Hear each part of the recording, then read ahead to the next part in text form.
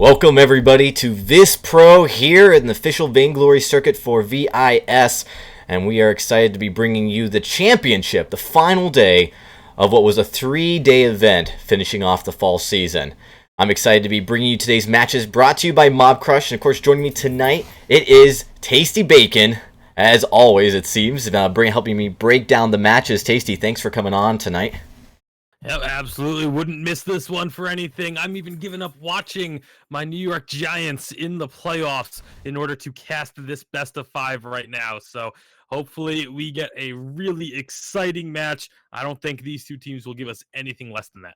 I totally agree. And, of course, I don't know if you want spoilers, but if anyone in the chat, updates you on the Giants game, if that's what you want, that wouldn't be too bad. I like to stay up to date. But the Pittsburgh Steelers already won, so I'm good to go for the rest of the day. Well, this shouldn't be a super long. We're looking at maybe spoilers for anyone who, was going to watch that later or something.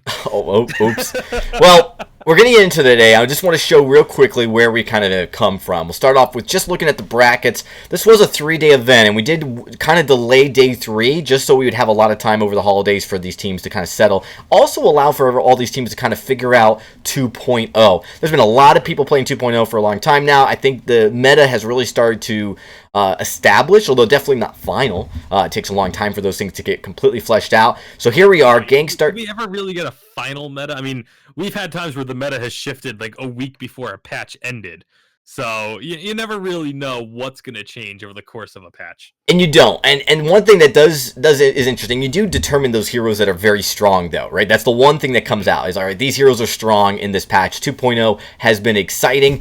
So then all these matches, you see Ardent and Team Solomid are getting knocked out here as we go through day number 2, all the way leaving us GankStars and Hammers Esports. And that brings us to our matchup today.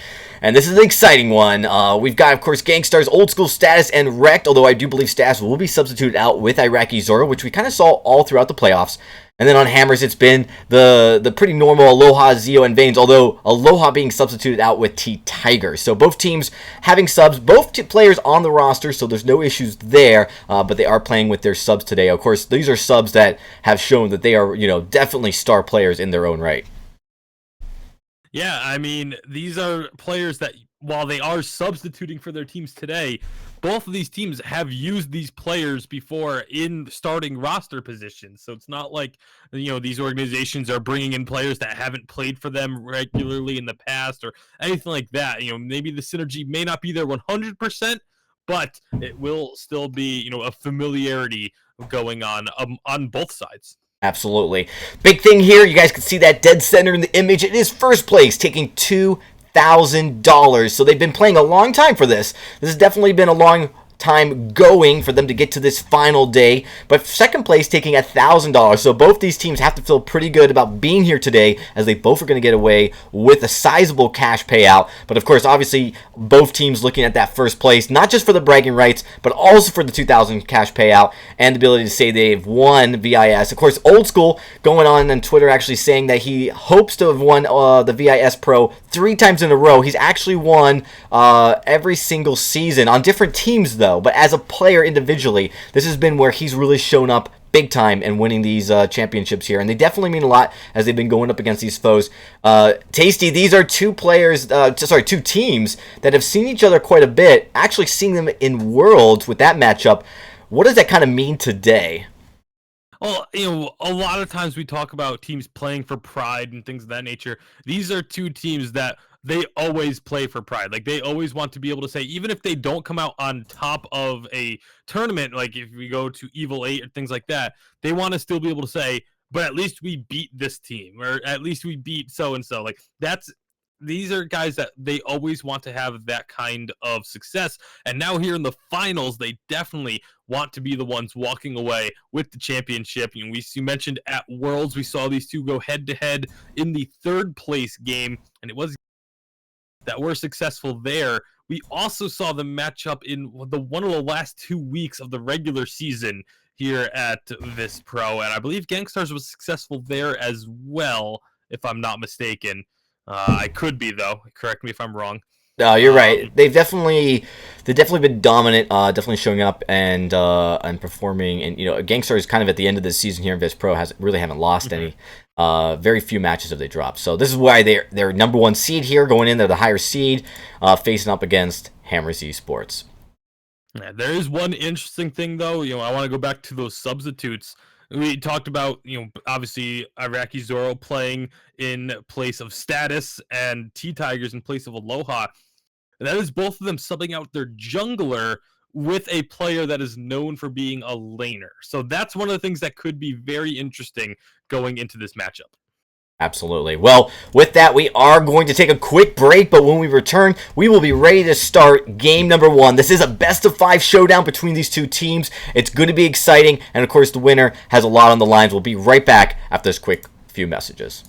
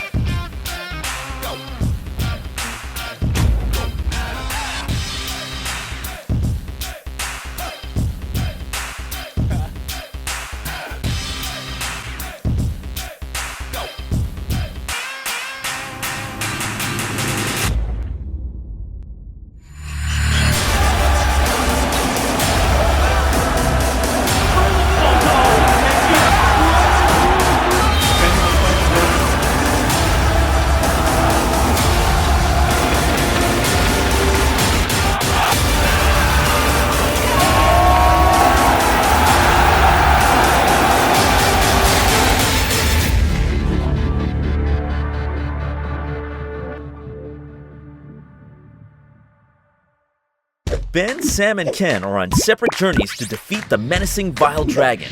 But let's just say luck isn't on their side. If only there was a way for them to find each other and band together. Well, that's why there's Band. It's a mobile app that allows people to come together using common interests. With Band, you can find fellow gamers, chat, schedule gaming sessions, and conduct polls. Stage epic battles with friends while sharing videos and photos along the way. So try Band today. Band. Be together. All right, well, we're ready to get into this first matchup. Tasty, as we get this draft started, we're talking about 2.0. It's definitely been exciting so far. What are some of the key things we want to look into as we start this draft?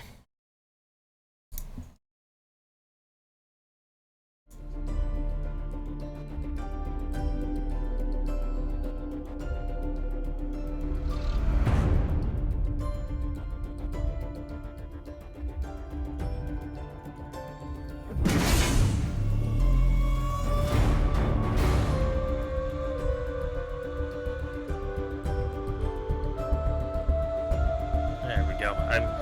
Okay. My Discord was disconnected for a moment, but I am back. Hopefully you can hear me. Okay.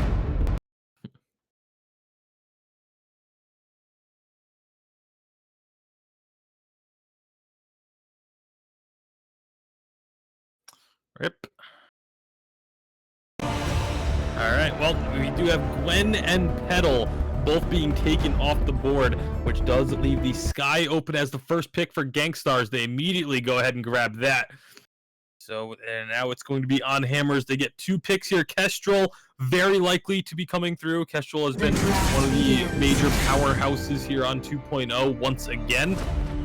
And that is going to be the first selection for Hammers Esports. So, I would definitely expect to see them try and lock up one of the roamers. There are plenty of options. The Catherine, the Finn. They do opt for the Finn here. So that sets up the possibility of that Kestrel Finn combo that we have seen to great success in the past. There will be a Lance. Kind of surprised to see Lance coming out here for GankStars. Lance is one of the heroes that hasn't really been played quite as much on 2.0, I feel, as something like the Catherine or even the Arden. But obviously GankStars has been historically one of the few teams to really take a lot of advantages with the Lance, but that's with status usually. This time now with Iraqi, they're going to go for the Lance Koshka. This is looking like a composition that we would have seen at Worlds.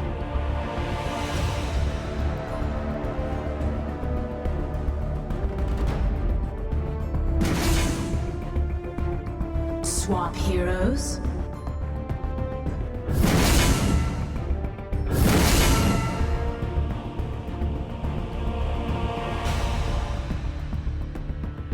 Prepare for battle.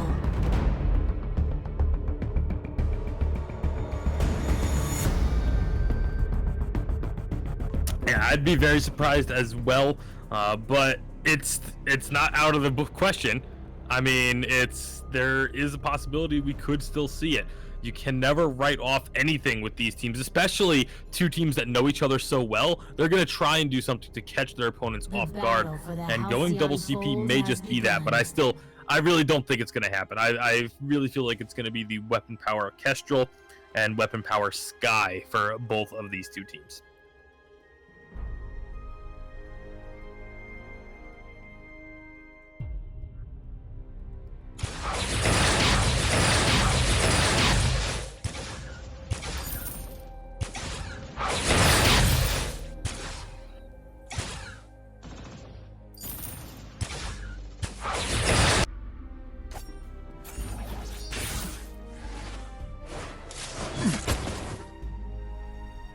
And actually going to be GankStars looking to go a little bit aggressive. We don't typically see moves like this in the early going. The first rotation trying to stop Hammers from being able to take their forward camp, but the rotation coming down from Dienzio has completely turned that back in favor of Hammers, and they are going to be the ones getting the first kill.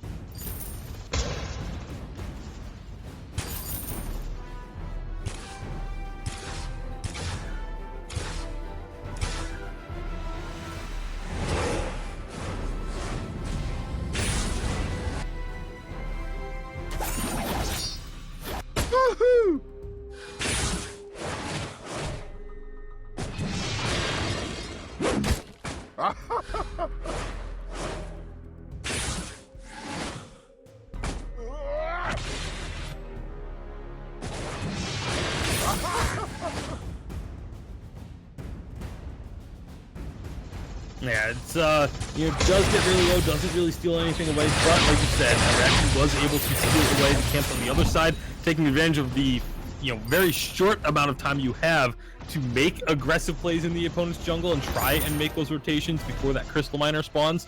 So they're able to get, at least salvage a little bit off of that play, and it ends up being just the one kill. But now Dienzio is in trouble under the turret. Will they be able to finish it off? Yes, they will. That is the kill going over to Old School. And again, that lane matchup is even more important than the jungle matchup. So that's a big kill.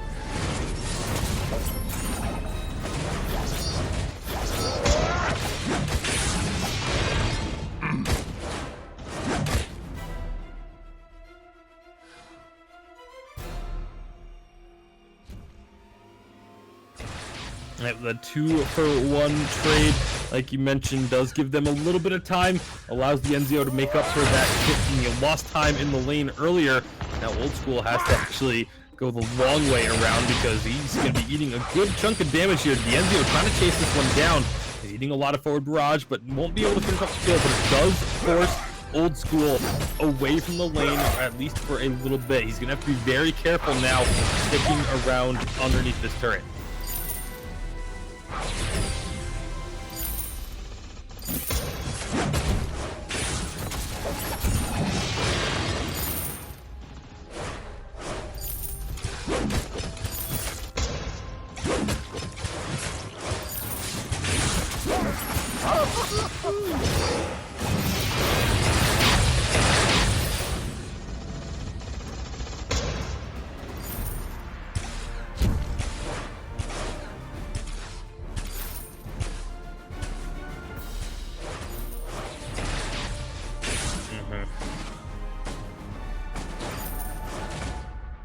And that's one of the main strengths of that Samuel is you can take a lot of damage up front. You can deal with it, but then you can turn around the fight very quickly. You get dropped very, very low, but all of a sudden you throw out a Drifting Dark, you hit a couple Malice and Verdicts, and just like that, your health is back up to a point where you can be stable, and you've just turned a bunch of damage back onto your opponents. So it's a really strong pick in the current meta because there's so much burst damage and so much emphasis on like the initial engagement that being able to turn the fight back around is very important.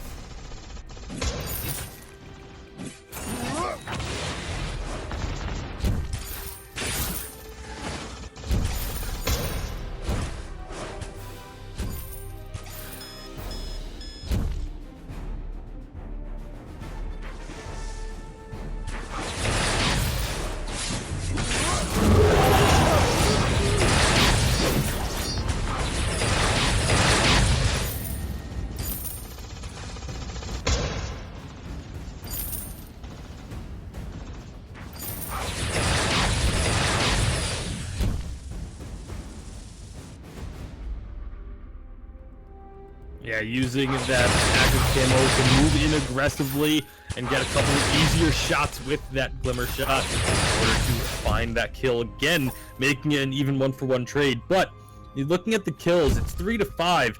The gold, however, is slightly in favor of GankStars, and that's largely because of the CS numbers. You've got Old School at 48 to the 44 of Dienzio, in the jungle 32 to 36 in favor of T-Tigers. So a lot of it is just that passive gold that has just gone more in favor of Rec, as evidenced by the fact that he's got, you know, just a little bit more items than what Vanes has, and that's really where your goal difference is lying. That's how close these teams are.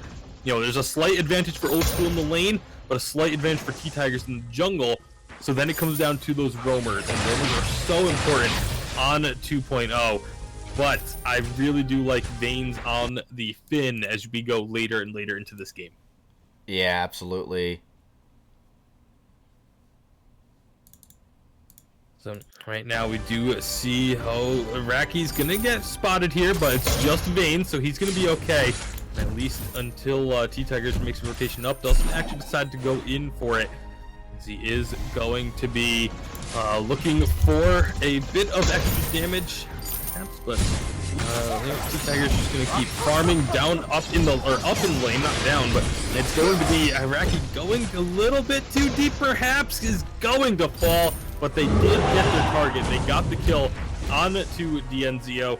T-Tigers now roaming up from the jungle just to keep this turret safe, but that is a very aggressive call from GankStars, and you know, that's something that Zio's going to have to worry about, is they're going to be willing to dive him. That's them saying, you know, we have no problems with jumping in under the turret just to get that one kill. However, Old School is going to be a little bit of trouble. T-Tiger's still very, very healthy, as Rect is now trying to get out of there.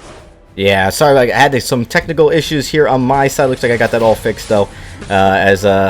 Not sure exactly what was going on, but it does look like a quick refresh of the sound driver worked. So we're back in business. Zio, he's caught out. Does have to move around. Really nice placement of that active camo. Isn't able to activate it though, as he is dropped. Now it's Vane's getting really low.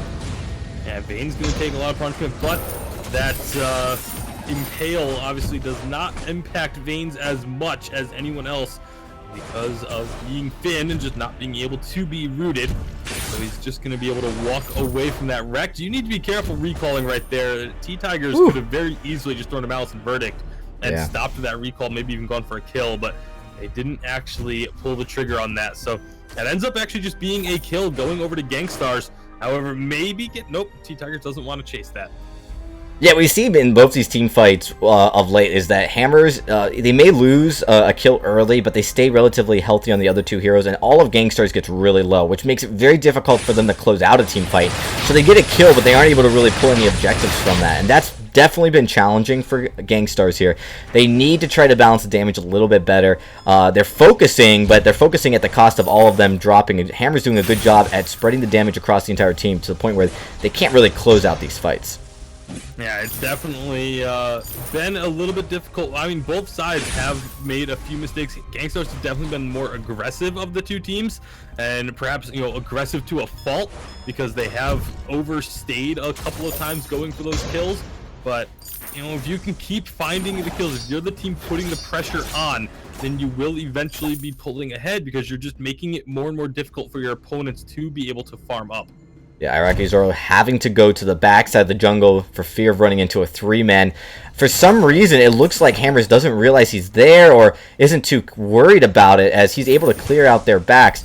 And now you see Hammers jumping up to the top of the lane, but it's Enzio that's getting caught by himself. He is rooted, does not reflex block it, and all of GankStars has collapsed on him. He's going to drop. Hammers trying to get the surprise jump onto GankStars, actually going the other way.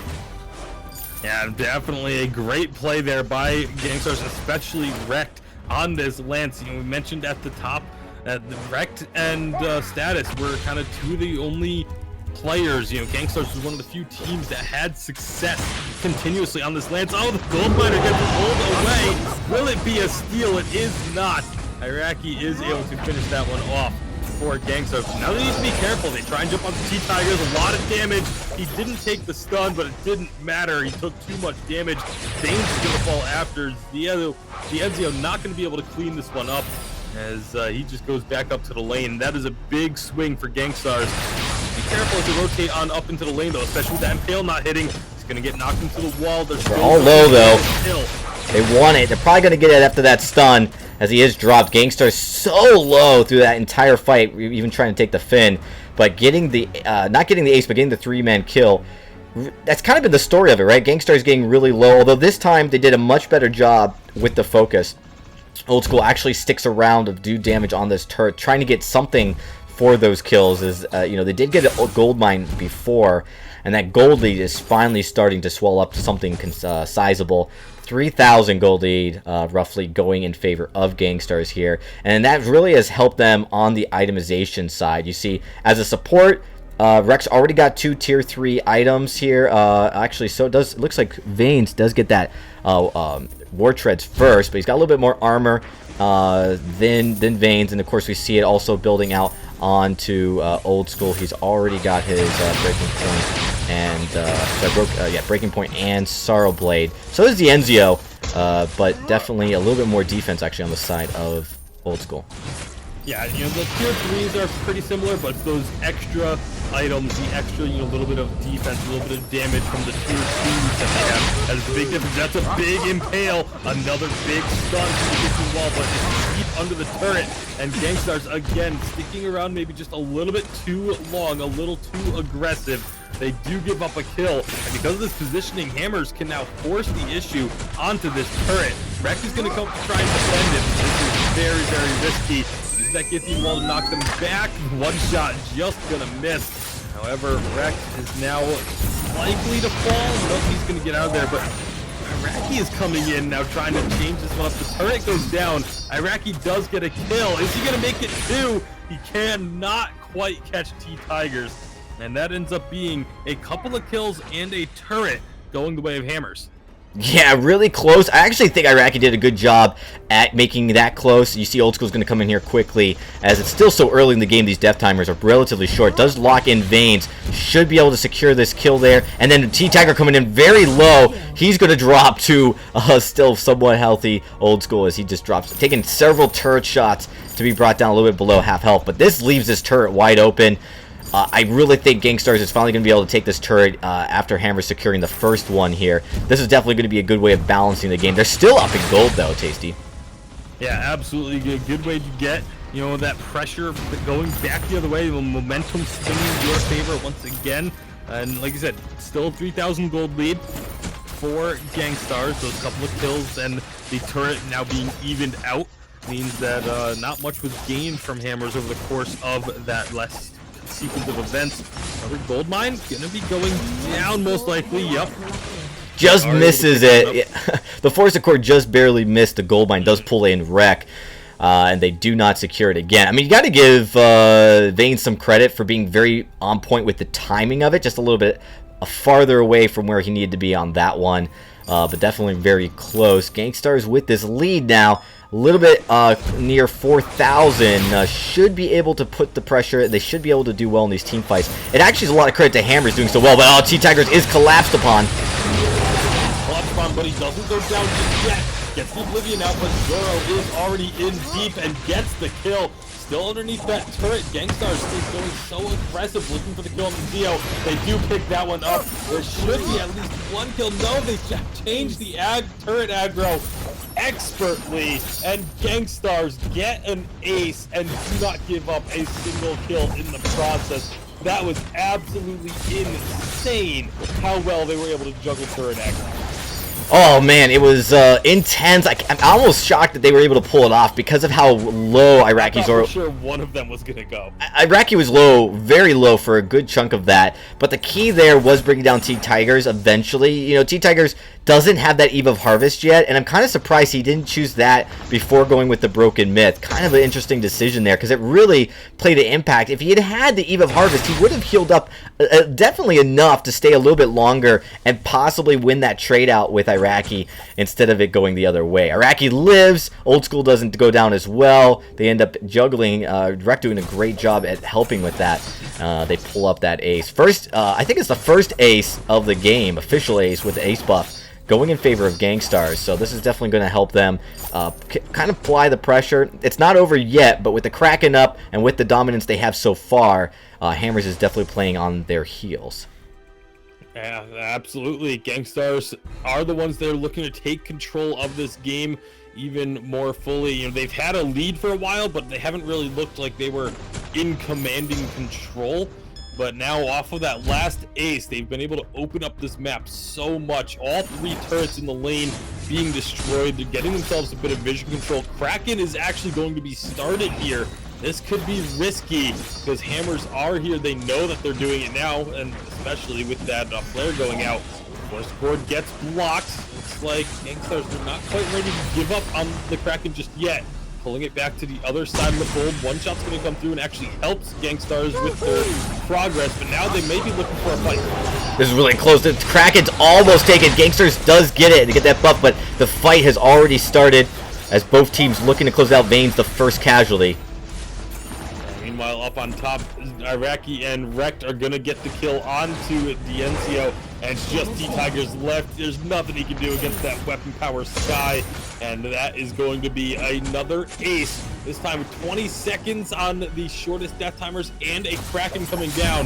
Looks like GankStars, they're just going to start working on these turrets immediately. Make it as little work as possible for Kraken, and with a big wave of baseball minions, they should be able to just end this game. Yeah, definitely on the heels of that last team fight. It was an easy closeout for them.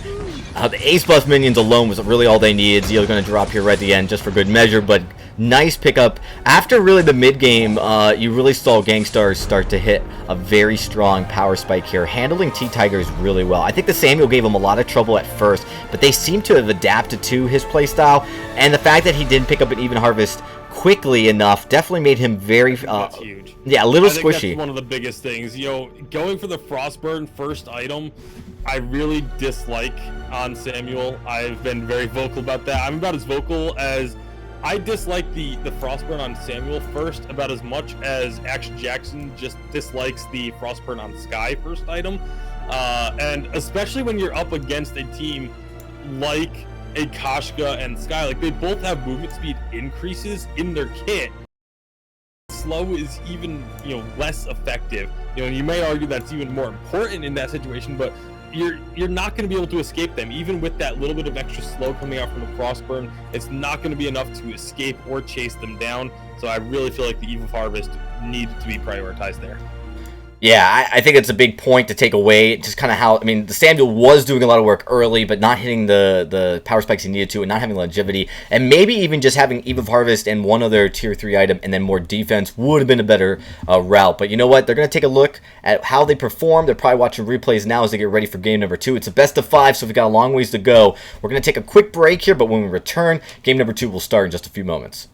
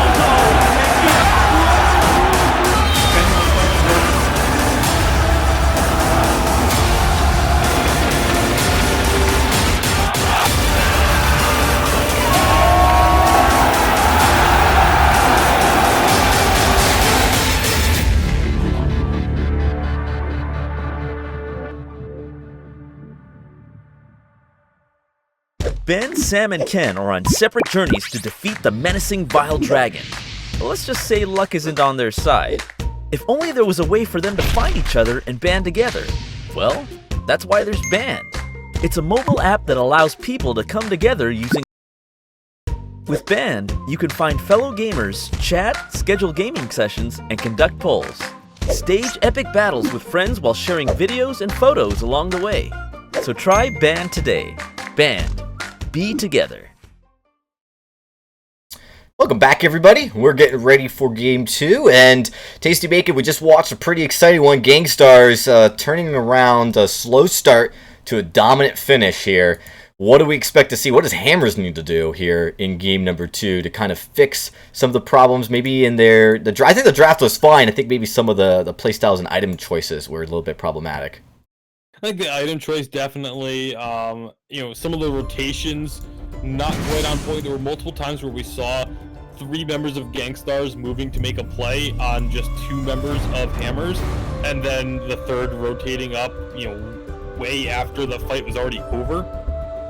Multiple times down in the middle of the map, especially on the gold miner, Hammer's just a little bit too late to respond to the movements that GankStars were making. It was really, a lot of it was the rotational play from GankStars, I feel, that got them that advantage and allowed them to then carry it through to the end of the game. Yeah, and I think that's something that Hammers has to just kind of take a look at. We do see Gwen Band and Sky from either side.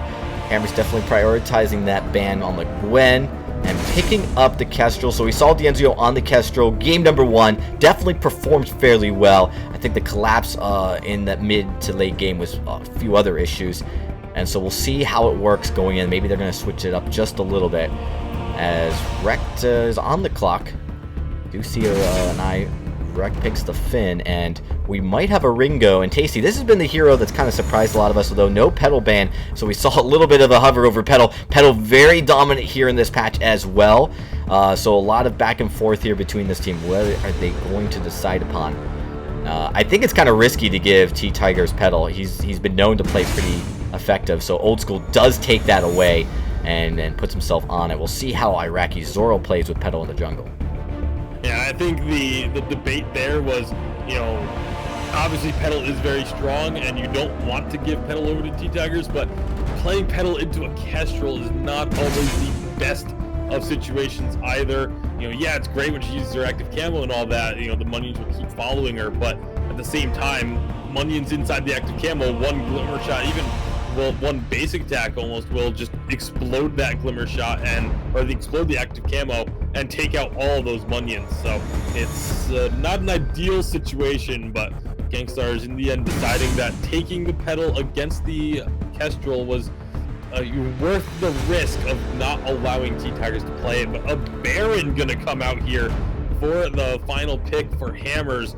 And yeah, it's going to be a rough game for this Petal, I feel like, up against both the Kestrel and the Baron. Wow, and, to see Baron come out, we haven't seen Baron play competitively almost at all in the last couple of months. And Zio showing that he wants to be on that switch up with T-Tigers onto the Kestrel. So this may be a Crystal Kestrel now going in the jungle, which is something we thought might be occurring here. Although with the Samuel pickup, that wasn't the case. So... definitely going to be interesting. We'll see how it all plays out here in just a few moments as we jump into the fold. I'm also going to be curious to see as to the build path for not only the Kestrel, but also for the Ringo. As with a Petal, you assume it's going to be a weapon Ringo, but we have heard rumblings of the Crystal Ringo having some serious power in this patch as well.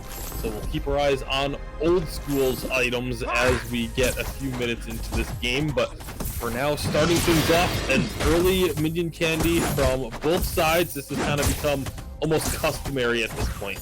And I really think it's interesting that they picked a Baron when they could have taken the Ringo. You saw Old School, they definitely wanted it. They thought about even picking it over the Petal.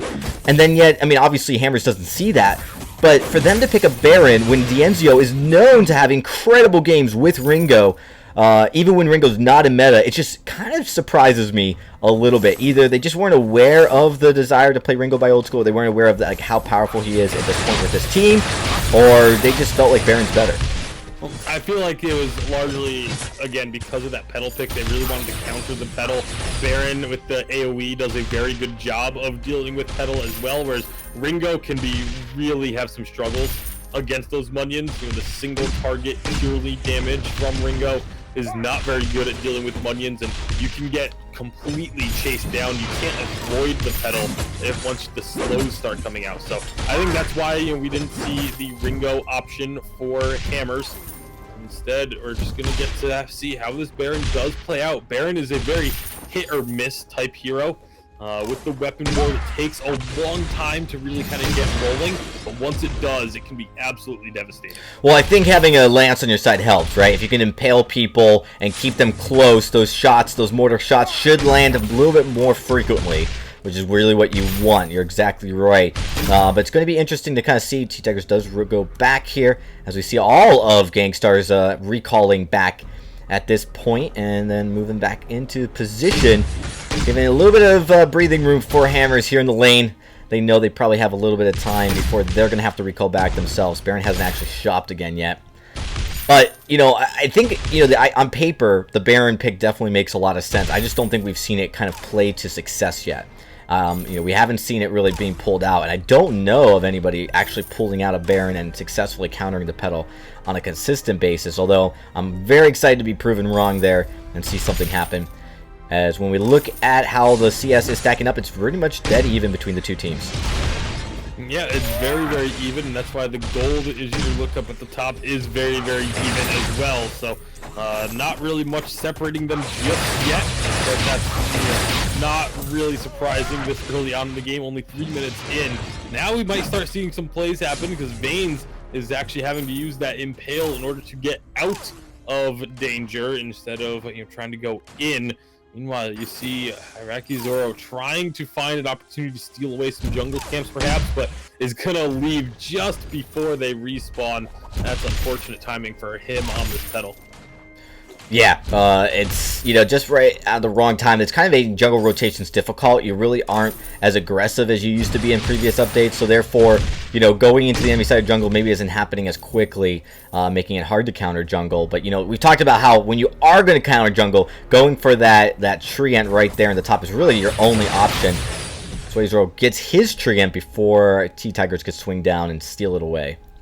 Yeah, T-Tiger's actually throwing out a glimmer shot at where the tree ant spawns, hoping to find it there. But it had already been pulled away a little bit by Iraqi Zoro. So instead, just gonna keep even for now. Just that one lone kill. The only thing that separates these two teams, because the gold is still extremely close. But Old School on this Ringo. 39 to 43, but he has more minions to farm at the moment, so that will get evened up very quickly as well. Yeah, it's dead even. The kill is really the only difference here, and right now neither team's really been able to put a lot of pressure. That one kill really kind of just a mistake by T-Tigers, going a little bit too far. As soon as you start to run from a pedal, you're going to get shot down. I mean, you're going to get picked away slowly by those Munions. So really, I mean, he kind of decided he had to run, but probably a mistake. Probably should just stayed and fought. And it would have been probably better at that point, trying to get into position where his allies were nearby. Yeah, Old School going to be duking it out with D'Enzio, but taking a lot of damage from those mortars. However, there is going to be a fountain being used, as Vains was the first to that fountain, and that wins the trade in favor of Hammers, because Rex was not able to get that tier 3 item just yet. So that could be big. Old School's going to be in trouble. Has to run away from this one, as all 3 members are collapsing from Hammers. Trying to get damage onto Rex. Will not be able to find the kill, though. Yeah, and because he has to rotate back, he'll be back here shortly. It gives him just a little bit of time to put damage on this turret. I don't think they're going to get much for it. Although, if they can pull off a kill here, well, unlikely they're going to get here before Old School gets back. Rex still hasn't recalled. He's going to have to recall now. And I just have to imagine Hammers, you know, not able to take advantage of that, a little bit of advantage they had with having their Fountain. Although at this point, their Fountain's going to be back up by the time Rek gets here. But Rek not going back to get Fountain for almost 6 minutes of this game. Interesting for him to just stick around. He really wanted to make sure he got enough gold. Yeah, I mean, well, he had more than enough gold. You can see he comes out with a fountain and, a couple other tier 1 defensive items. Going to be going very defensive, very tanky on this Finn, which is kind of what you expect. The hero perk giving him an extra 10% for often each defensive item. So that's obviously very beneficial to the build passes before. Old School, though, is getting jumped on and is going to just get enough healing. The fountain from Wreck now coming through big and able to keep both of these members alive. For GankStars, Iraqi going to try and get involved from the bottom side to get those Munchkins to work, but again, they get cleared out so quickly once they go in that they're really not able to do a whole lot. Yeah, so far it's going well for Hammers here in this part of the game here in the lane. All 2 members of GankStars are low enough. They're going to have to push away. Only Vanes is considerably low. Iraq actually just has to cancel his respawn, his recall, just to stay around. Doesn't want his turret to go down. But it's actually T-Tigers in the jungle now who's going to be... Sweaty Zoro in the jungle now who's going to be getting engaged on by T-Tigers. As looks like Hammers wants this kill. Beautiful Giphy wall from Vanes just stopped Iraqi Zoro while he was in mid-air for the jump.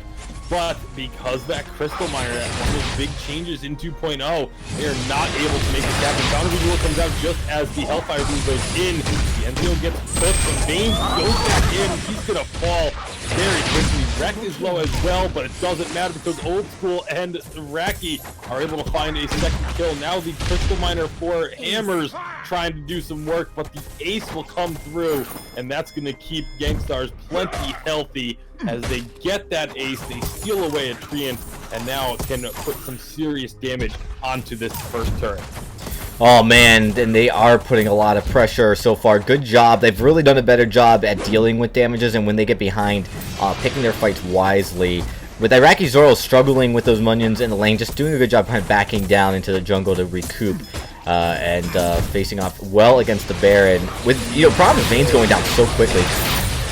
Well, speaking of going down quickly, Iraqi Zoro just gets deleted, but GankStars was able to pick up that gold miner. Old School though is going to get stunned up. The stun actually makes T-Tigers miss the glimmer shot that may have killed him. Oh, Old School, he's got to be sending a thank you letter over to Vanes for that one.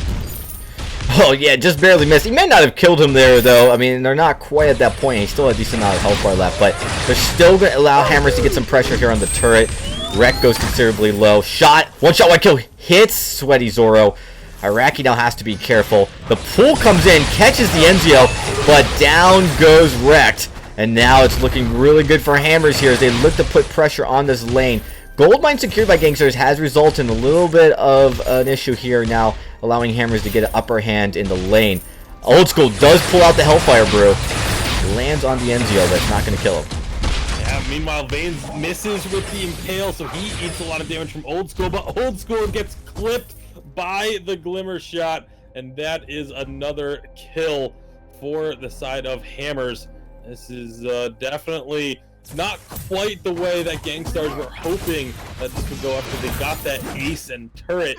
It's all of a sudden, Hammers able to find a couple of kills and keeping this gold very close despite missing a turret and losing out on that gold miner. Alright, I want to take back what I said. That Glimmer Shot that killed Old School was right about the health bar he had where he would have taken that Glimmer Shot if he had not gotten stunned out by Vane. So yeah, it's a Crystal Kestrel. So yeah, Glimmer Shot does a lot. So I'm going to take that back. He would have probably died there. So good call out by that, Tasty. And but it's pretty close game. Definitely an advantage going to GankStars here early. They're doing a good job. They have game 1 under wrap. But to go against this, I think a Baron maybe surprised them a little bit. They might have to adjust. We saw them adjust so well against the Samuel in the previous game. And here they come up into the lane. I don't think that even hit. And they are now going to be, obviously spotted out, but they're still trying to make this engagement happen, but they need to be careful. It is so risky if they didn't get that engagement they wanted. Now they're trying to turn around. They're taking a lot of minion damage as well. One shot, one kill will come through. A lot. Blast Old School in the face. Yeah, Wreck's going to have to recall. This surely is going to be a turret going in favor of Hammers here, as they are able to clear out this lane, push their minions up, and finish off turret number 1. Both members remaining from GankStars going to have to recall back as Hammers turning up the heat. T-Tigers on this Crystal Castle really doing a lot of damage. They're going to go for Gold Mine here, even though it's really not that full. They might get a decent payout. Doesn't get stolen. Rex is here. Oh, he steals! Steal it with the quibble. A decent gold payout going to GankStars, and now they're looking to chase down these kills. Here comes Iraqi and Old School. Old School going up onto Dienzio. Lots of slows there, but Dienzio able to jump away.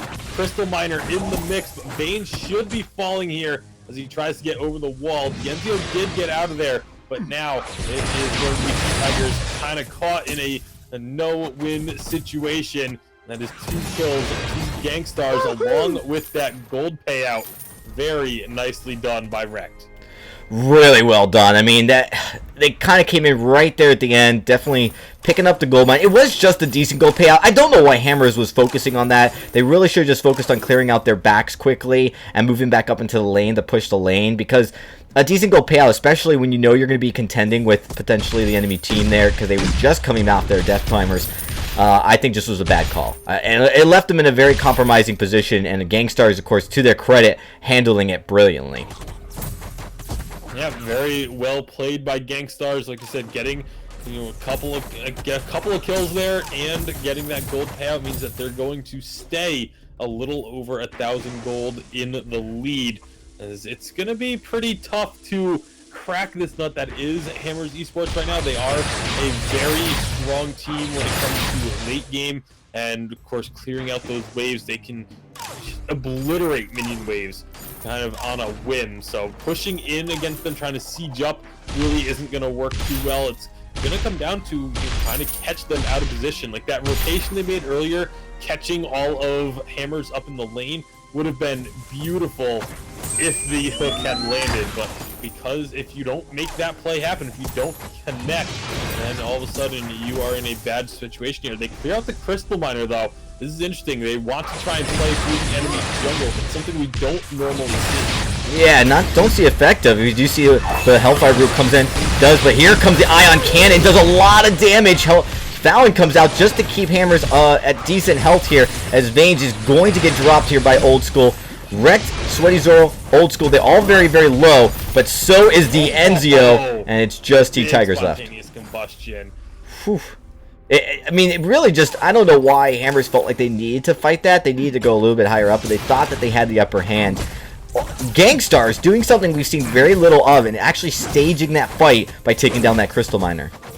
Yeah, and I mean, honestly, Hammers did have the upper hand there at the start of that fight, but some beautiful positioning from GankStars. T-Tigers and Vayne, or T-Tigers and Dienzio were still pretty far away from the fight when Vayne's kind of rolled over the wall and tried to go aggressive, because Sweaty Zoro and it was Sweaty Zoro and Old School, sorry, were playing so far back and so far away from the front lines that they felt like they had to make that move to try and get that. They were very low. They wanted to make the play, but the moment that Vayne came over the wall and was isolated, Iraqi and Old School immediately turned and collapsed on him. They forgot about the carries. They didn't. They said, they're too far away. We're not going to be able to get damage onto them. So we'll just take the target that is here. They take down Vayne's, and then able to collapse onto another kill. The spontaneous combustion from Iraqi just destroyed Dienzio's health bar. I mean, Crystal Petal has really been difficult for Lice teams to deal with. And I think Hammer's trying to use the Baron to counter those minions has proven only effective in the early part of this game, really kind of starting to fall off. So right now, GankStars looking solid to kind of close this one out. Nice one-shot, one-kill, just nicking Old School, although I don't see Hammers in position to really engage on that fight, so Old School is going to be able to heal up pretty quickly. I think that was more of them just checking to see where GankStars were, if they were going to be looking to try and start the Kraken. Heading that shot onto Old School means that they will not start the Kraken if they were thinking about it, because you really don't want to try and do that with one of your carries being at half health. So they do back off, and this gives an opportunity, a little bit of breathing room for Hammers, but Rekt is here and ready. He's looking for an opportunity, throws out that flare, spots all three members, and says, oh, that's not exactly what I was hoping for. So We still might have a fight here, though, as Hammer's holding this position. We're going to see Old School and company looking to try to get into position. Actually, Swayzor does recall back there really quick, but he's coming back in. Doesn't take too long at all. And we may have a fight brewing here in the next few seconds as there it goes. Hellfire Brew is out.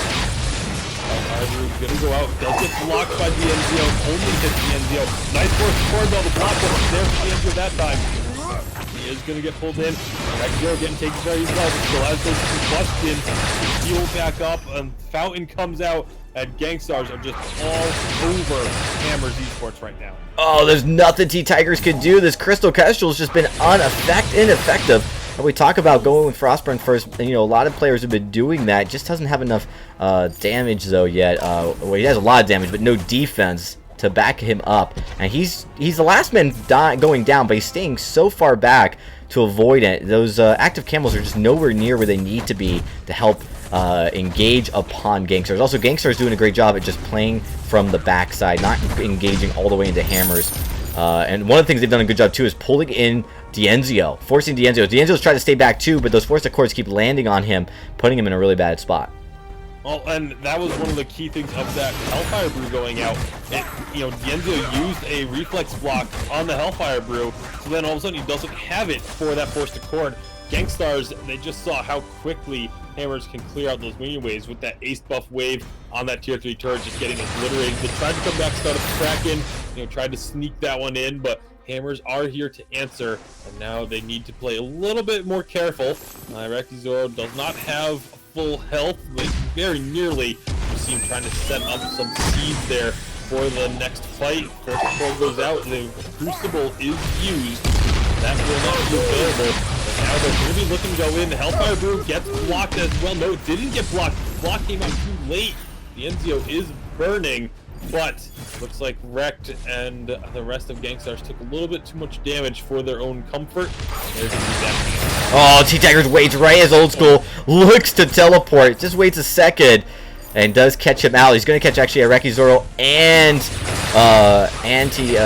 Old School in there. Although it's just T-Tigers Vayne taking a lot of damage again. That forced accord does miss. The biggest difference there in that last fight was GankStars did not clear out that Crystal Miner first, so they weren't able to stick back in that position long enough because the Crystal Miner did come over. T-Tigers is going to recall out just in time. But Vayne, the biggest thing here is how much damage Vayne continues to take. He's got a lot of defense. He's just not been able to kind of handle it. You want him to take a decent amount, but he's going so low that they're able to kill him off very quickly, which really makes it bad for the team during that team fight. And again, these Hellfire Brews from Old School, even though it's not a Crystal Ringo, have been doing a really effective job of zoning Hammers away from the fights. The Enzio, they want to split up as soon as that Hellfire Brew comes out, so it doesn't take multiple targets, but that's then generally causing some sort of isolation for GankStars to take advantage of. Right now, GankStars are actually the one getting split up a bit here. Old School on the wrong side of things, and you can see Wrecked and Iraqi just trying to reposition. They do get grouped up again. Now they may actually just look to push in with this minion wave and say, Hammers, you have to come to us if you want to stop this push. Yeah, Hammer's just going to respawn back to the base here, but I don't think it's going to be enough. Turret. Yeah, they're going to lose a turret, and they're not probably going to be able to engage in this fight. Nice job. Oh, getting out of the way, even of that ion cannon. GankStars, your one-shot one-kill does hit Iraqi Zoro, though. Yeah, one shot does connect, but, it's, again, that turret goes down. That's what GankStars were looking for. Beautiful rotation from GankStars in order to make that play happen. They get that tier 3 turret, and now, again, the game is wide open for them.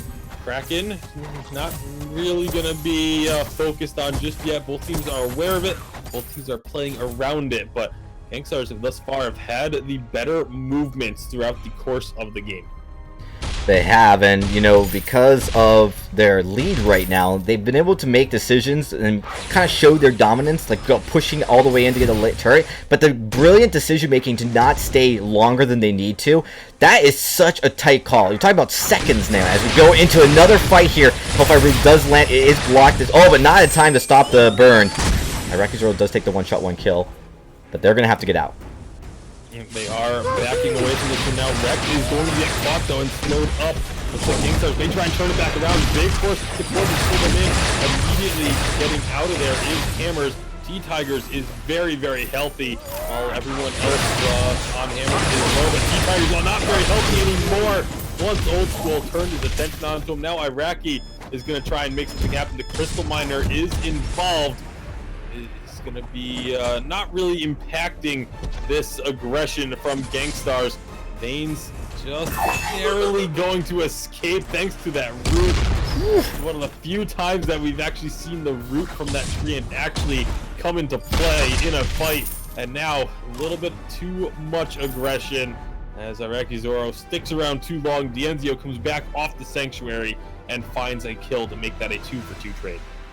I mean, very good trade early on. They take out the Finn. They lose the Finn, but they are left with their 2 carries. And, of course, you see T-Tigers goes down. With T-Tigers gone, both Old School and Iraqi Zoro know that they can kind of deal with the Baron, even with the Crystal Miner pulling up. And they did almost perfectly, but you're going to see just a little overextension by Iraqi Zoro to not remember that Dienzio's still alive. He can kind of jump back into that fight here to protect him. Lance does go down, of course, but to kind of have that trade not go in favor of GankStars, so it ends up being a 2-for-2 trade. A little bit of a, I think, just missed decision there by GankStars to stay a little bit longer, but ultimately continuing what has been really the theme of this entire game, their ability to push all the way into the side of Hammer's jungle without fear. Yeah, they have really just taken the fight to Hammers here. Like I said, almost acting like the Crystal Miner isn't even there at times, and other times taking out the Crystal Miner in order to make plays happen. They've really been a lot more aggressive than really any other game we've seen on 2.0 as far as the jungle movements are concerned. However, right now, Hammers, they kind of get spotted out there looking for a pick, perhaps. And again, looking to push, forcing Hammer's hand.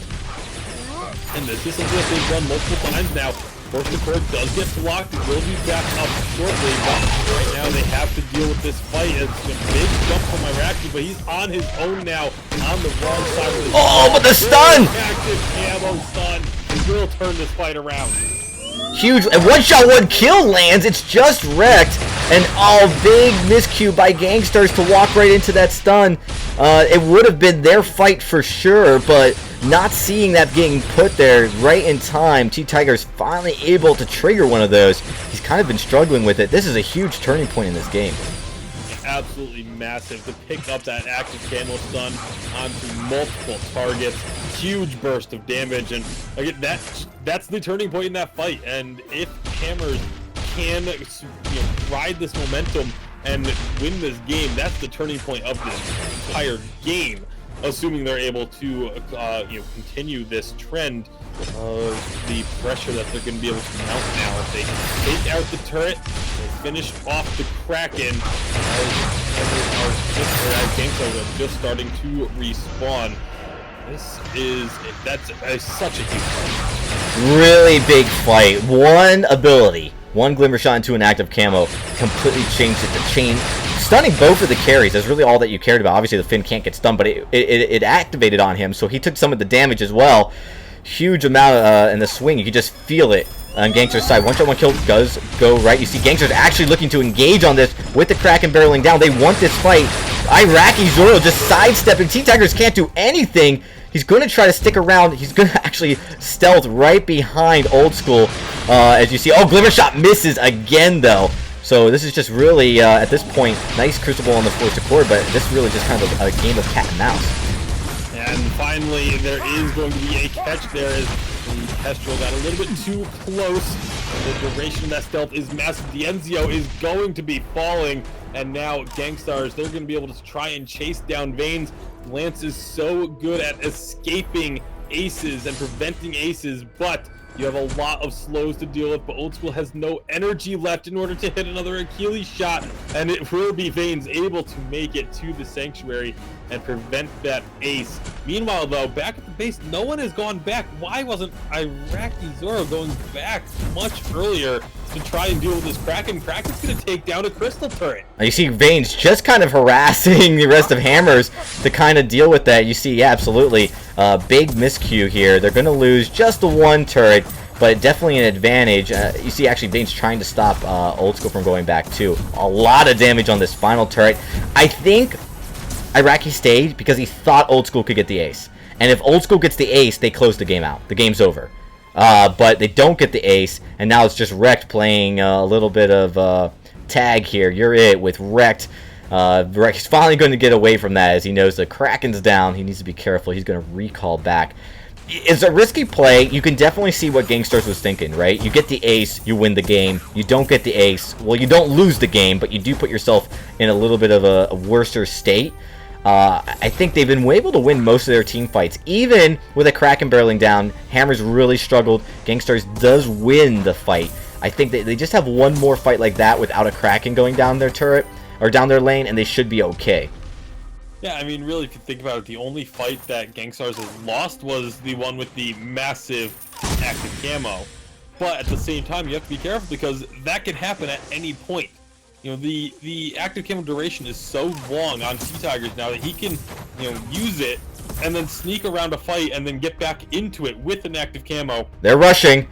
Hammers does know that they're coming in, so they've started to recall back. They will have a little bit of damage here as the minions finally show up. That barrier's down. Look at this damage coming out. The turret doesn't fall yet. And now it's GankStars in a tough spot, looking to try to disengage here, but they are doing so much damage here, Tasty.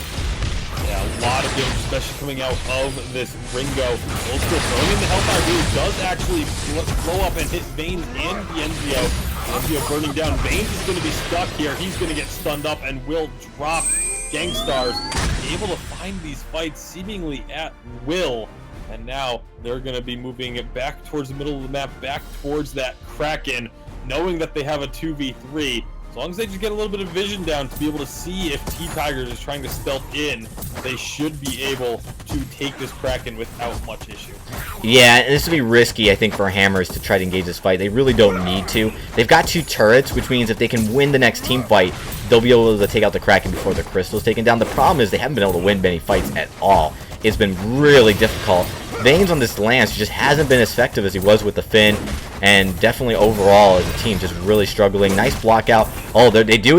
I was gonna say for a second there they exposed their Crystal. 1-shot 1-kill does hit Iraqi Zoro, but he's gonna just heal up here after taking this healer. Yeah, he's you know, not gonna get the Kraken buff, the Kraken regen, as obviously the 1-shot does stop that, but they do get the Kraken unleashed and now can start making their way down the lane.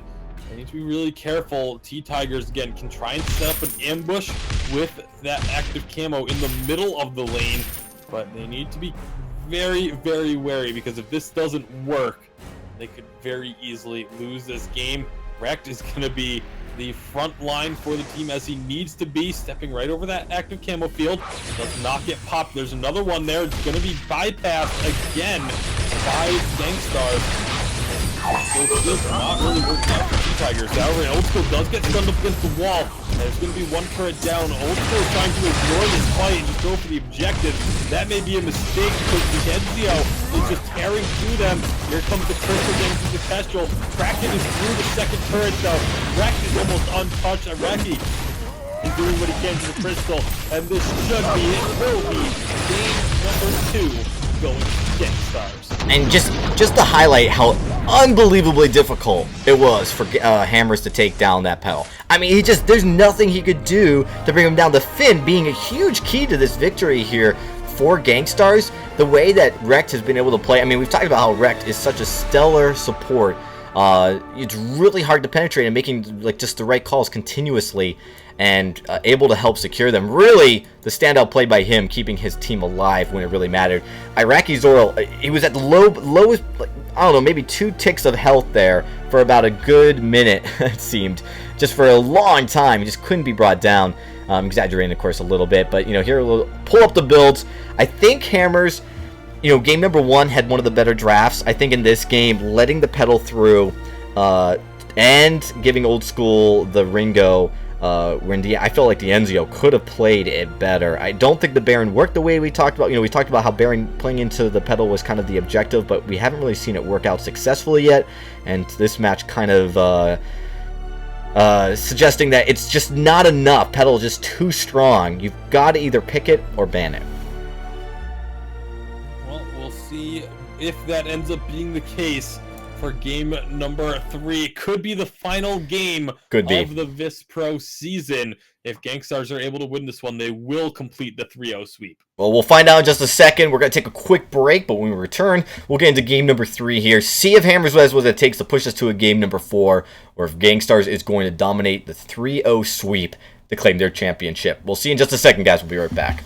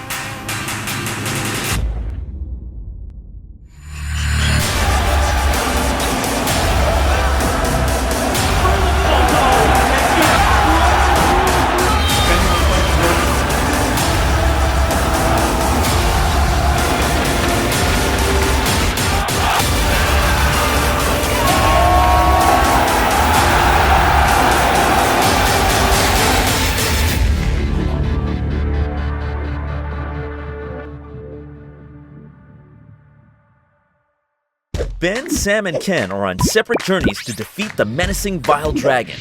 But let's just say luck isn't on their side. If only there was a way for them to find each other and band together.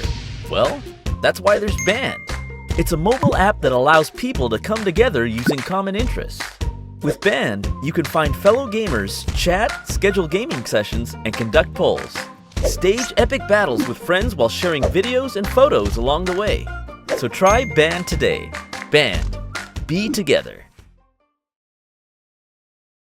All right, we are back, everybody, as we get ready for the game number 3. Of course, I have to wait for Tasty Bacon to come back real quick. He took a quick break, but he should be back in just a second. It's been a really exciting matchup so far. GankStars, they have been dominant. They have played each game almost perfectly. It seems really dealing with Hammers. Hammers seems to get a little bit of a mid-game, like early game advantage at some point, but it ends up, GankStars correcting, adjusting, and coming back and pulling off the victory. So here's our matchup today, everybody. It is GankStars versus Hammers Esports as we get ready for game number 3. Tasty, making sure everything is connected correctly on your end, and you are ready to go here in just a second. We actually are waiting for one of the members for GankStars to come back. Should be in just a second here. But for me, the real story here has just been how well GankStars have been playing. They have been playing with this roster for the last couple of weeks here in VISPRO. So the synergy issues of having Iraqi come onto the roster haven't seemed to be a big deal, haven't really impacted their ability to play smart and consistently. On the side of Hammers, T-Tigers coming onto this roster, they've had some success with it, but you can clearly see that, with Aloha, they're just noticeably a better team in these championship situations. Hammers being one of the more dominant teams in VISPRO, yet unable to win a championship yet here. This season, we're close to it. Best of 5 with just potentially one more game left to go. And Tasty, what does Hammers need to do in this next game? What can they do? They've won draft, or they've done well in draft in some of the matchups. Just seems like they're getting outplayed mechanically, but clearly there've been some mistakes by GankStars here and there. Can Hammers find a way to finally capitalize on those mistakes? No, that's the question. That's really it's tough to answer, because you'd like to say yes. This is a team that has the mechanical skills, has the individual players to be able to make these plays and win these games, but it just hasn't happened. They have really kind of, just like you said, it looks like they've just been getting outplayed by GankStars in the majority of these games. There's been times, there's signs of life every so often, but for the most part, GankStars have been the ones that are coming out on top of these team fights, have been the ones out-rotating Hammers, have been the ones able to find that extra gear that you need in order to win a matchup like this. And because of that, they have moved into game number 3 here with a clear advantage to be able to win this matchup. So we'll see how it plays out now as we jump into the draft of game number 3. When you see that Gwen once again taken off the board, Hammers, they banned away the pedal in game number 1. I would expect them to do the same, but maybe looking for that Sky ban instead. Kind of forcing the hand of GankStars, saying you've got to either pick that pedal first or we're going to take it perhaps. Because Iraqi Zoro, he had an incredible game with that pick, but they're going to put the priority on the Finn. Yeah, and you know, GankStars not banning the pedal now actually gives Hammers a chance to... Oh, I'm sorry, I do have that not correctly switched. Let me fix that there. Hammers now has a chance to pick up the pedal themselves. See if they do opt so. We're going to grab that Kestrel, which is no surprise. Looks like they're actually not really thinking about the pedal. Oh yeah, such a strong showing in that second game, but and like you mentioned, T-Tigers has played pedal before, is very proficient on that hero, but they do not seem to want it. Looks like they're going to grab that Arden and try and maybe shake things up with that. Yeah, we'll definitely have to see how this plays out here. I mean, Arden has definitely been a support that's come into a lot, but with Wrecked on the Finn again, Old School, he now picks up the Baron. Really, I mean, I'm surprised they don't even have a pedal to go up against, but something about the Baron here feels like that is something they want. But they also are going to get the pedal, Baron and pedal. I really have no words for why they would pick the Baron up, other than the fact that I'm sure pedal can carry hard enough to win them this game here. But Old School showing, I guess, wanting to show D'Enzio how to play Baron. Maybe that's what it is. We do see these two players they go head to head quite frequently, and they there's many debates over who's the best laner in North America, and Old School maybe wanting to solidify that for himself here in this pro. Well, Vanes this time, he is going to go the Ringo. I think this is the right call. To give the pedal up, though, is super risky. They're giving Iraqi Zoro that's really powerful pick as well. And I think when we talk about power picks here, Kestrel versus pedal, so far it is 1-0. We'll see if that continues to be the case here as we go into game number 3. If it is, GankStars is going to come out here with the victory.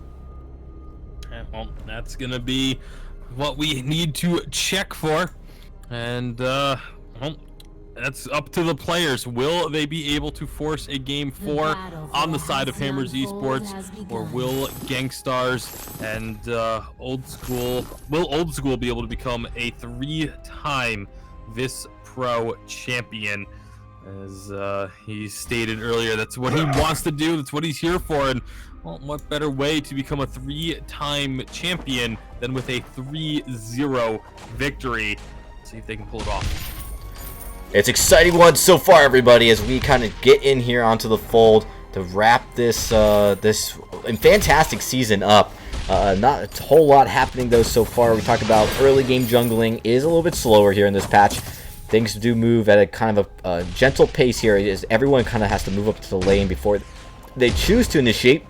And that's exactly what happens. Some liver shots do hit, but it takes a little bit of damage. The big difference here in this game's got to be T-Tigers. His Kestrel play in the last game just was not... He had a few good plays, but was not stellar enough, was not consistent enough. He wasn't landing the damage he needed to help him in fights. Vane's already considerably low. Have to pop a potion here just to stay above that critical health point. As Old School and company doing a good job here early on.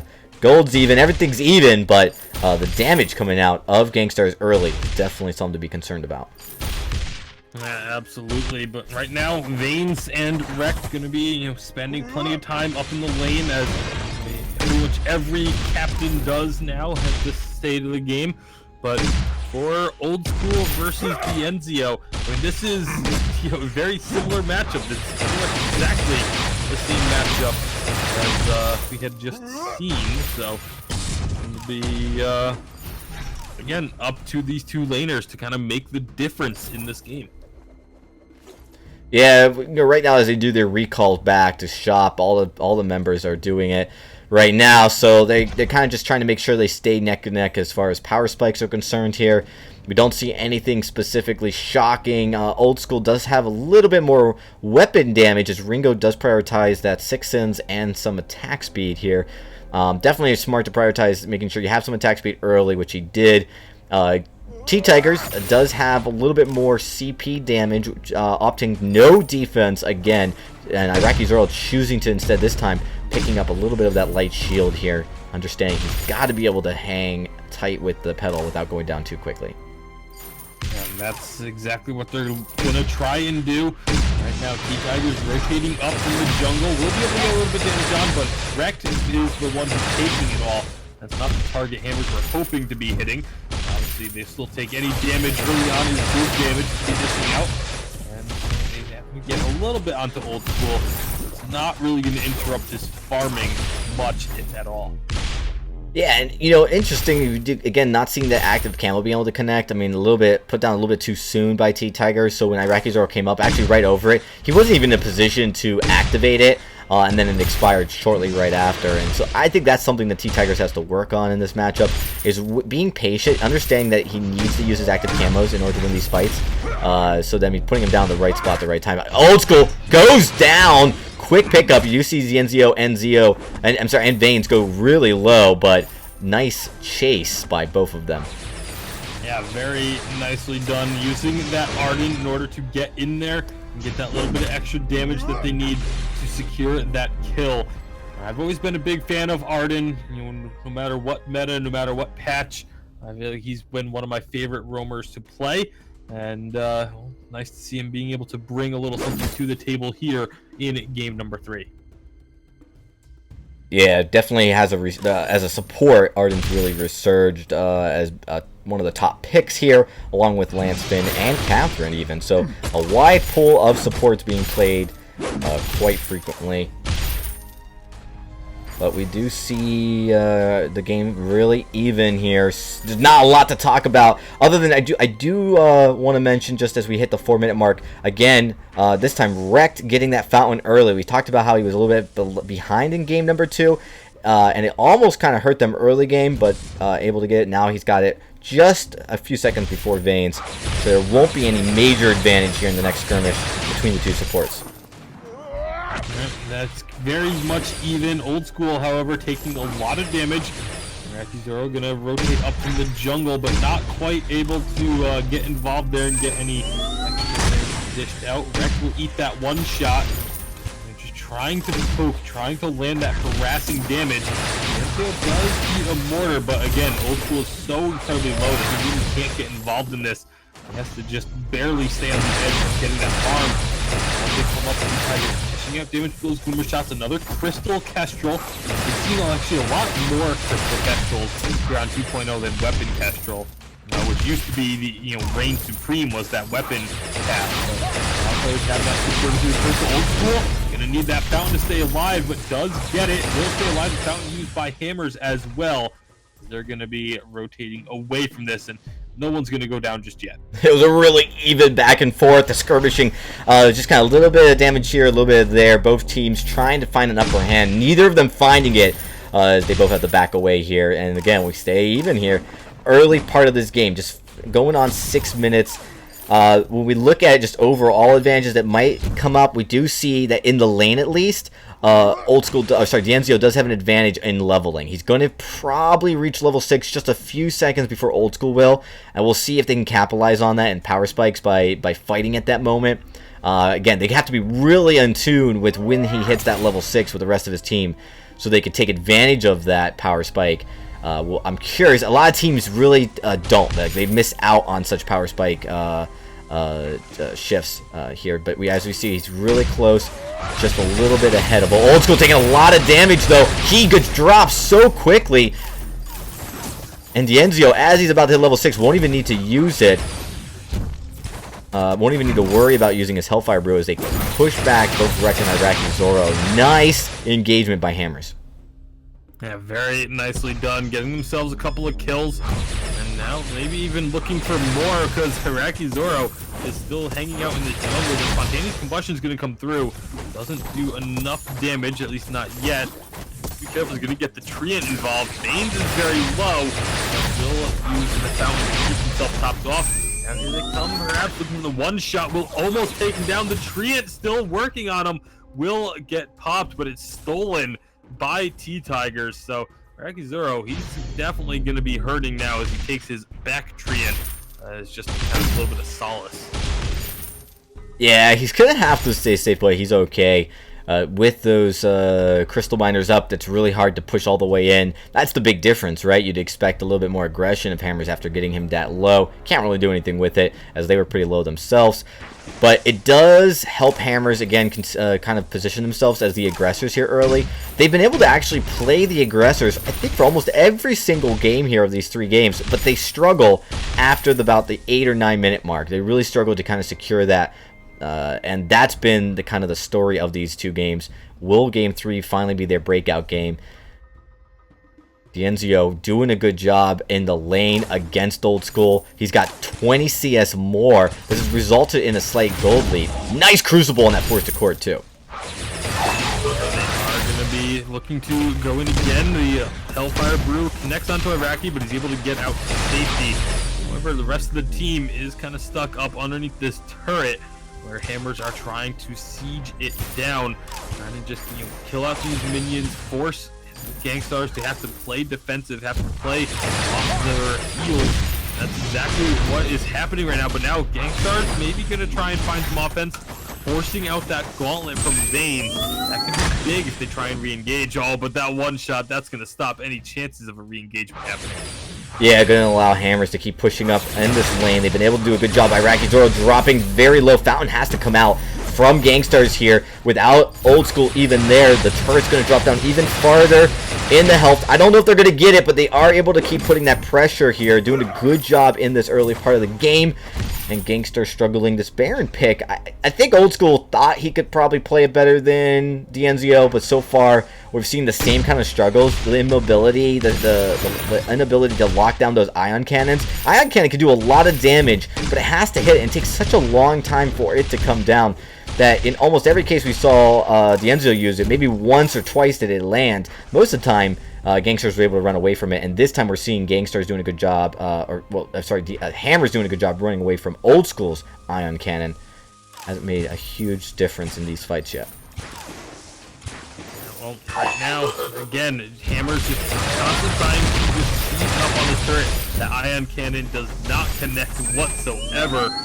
Well, that's just a sign for Hammers to know that they can stay here and continue this relentless siege on this first turret. It's going to be going down here in just a few more waves if they keep this up. Yeah, Hellfire coming out. They're going to go in. Nice Crucible on that Force Accord. This time, Vayne's really playing much cleaner than he did in the last couple of games when he went up against Rex. Force Accord there. Definitely a different Vayne's altogether. Fountain has to come out to keep them in fighting condition as they still want to stay in here. Both Fountains have been expelled. The Crucible on Vayne's has also been used, but right now it looks like they want this fight still. Going in, Rex almost drops. Just Iraqi Zoro here to try to help clean up, maybe keep them back, pushing them, and so far doing a good job. The turret's still alive. Oh, but nice gauntlet!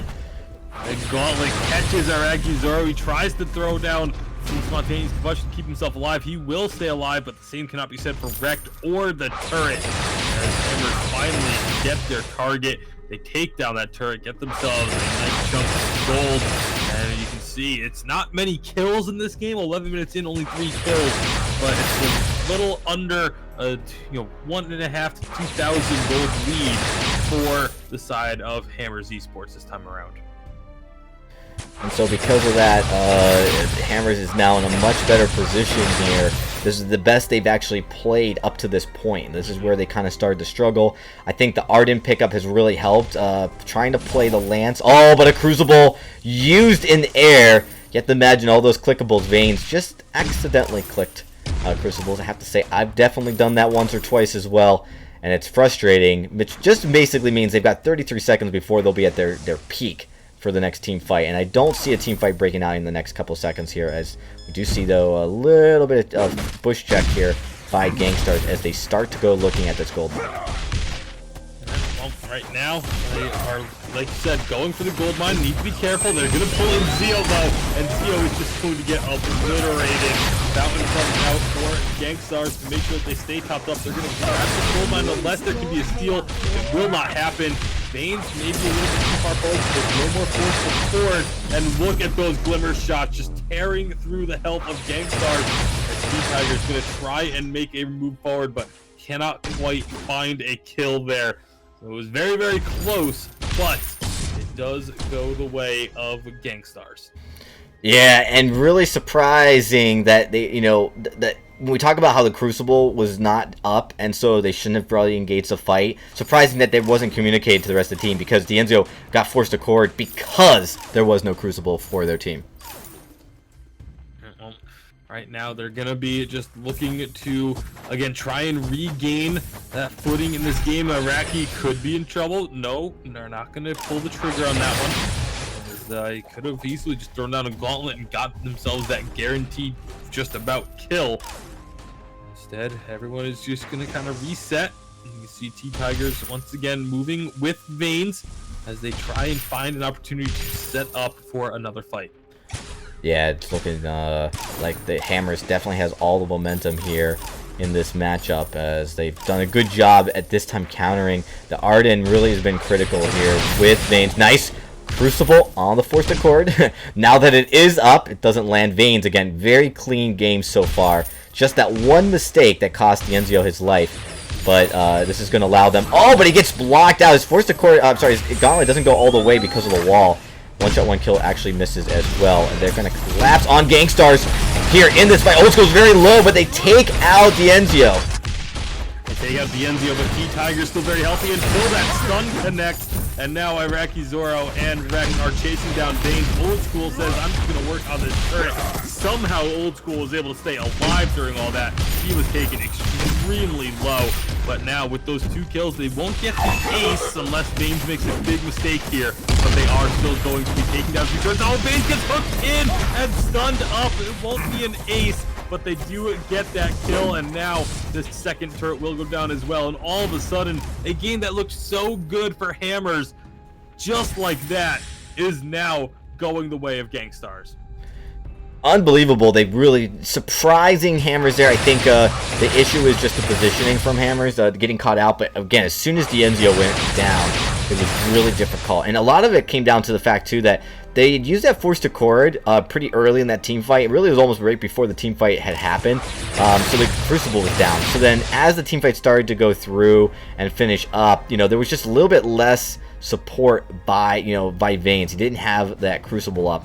Definitely struggled there a little bit as his team dropped, keeping D'Enzio alive. Ended up not working out, and get wrecked. Being able to go do a good job there. Also, the Gauntlet not landing early on that team fight was a problem. Well, right, and there's the Hellfire Brew. Gonna hit onto Old School, but it gets blocked. Still does a little bit of damage. However, not as much as they would hope. D'Enzio is doing a lot of damage to this team. Even with that Hellfire Brew being from a weapon power, Ringo still did a lot of damage just now. So they have to be very careful. And if D'Enzio sets his sights on the target, it is very likely that they're going to fall. Well, they're going to be able to get Kraken here, and that's thanks to a nice push-up. Oh, but the Ion Cannon comes in just a little late. Really nice heads-up by Old School to kind of put that down, knowing they're probably going for Kraken, and the position he put it in was really kind of smart too, but just a little off the mark and also a little bit late. I don't think they were expecting Hammers to close out that Kraken that quickly. Yeah, it was a very quick Kraken take again. D'Enzio, with this Ringo, able to just really melt through objectives like that. And now with this Kraken pushing in, gotta see where is GankStars going to try and draw the line. Are they just going to focus on this Kraken? They aren't really hitting it just yet. Onion's going to go right to the T-Tigers. Cannot get the active camo stun, and he is going to fall. Iraqi jumps right over it. Now D'Enzio is going to try and make a play. The Polite Company and Quibble does get blocked, but it doesn't matter. They got that second kill, and now GankStars can retreat. Deal with this Kraken. Kraken will get a turret. That is all that they're going to get.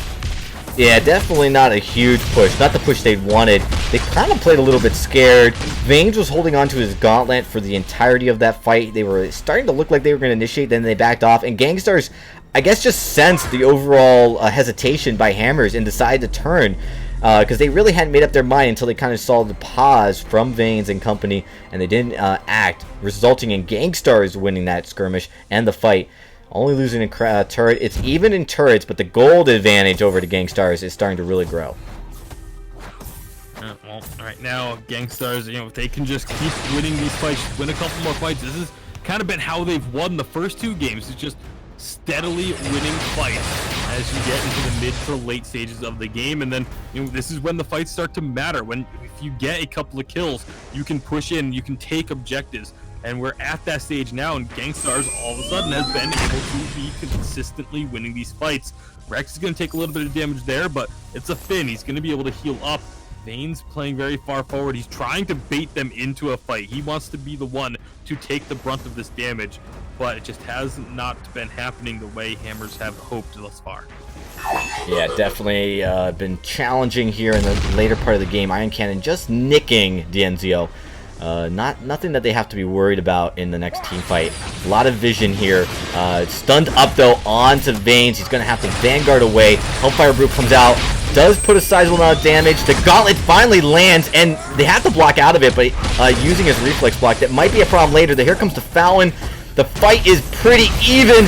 Who's going to get that first kill? Vanes is so low, but Old School pays the price to try to take out Vanes. That Forced Accord is going to get the kill, but Iraqi Zoro so low himself. Rex going to fall, and Hammers finally winning a fight here in the mid-game. One of their first fights they've won past the 15-minute mark here for quite some time.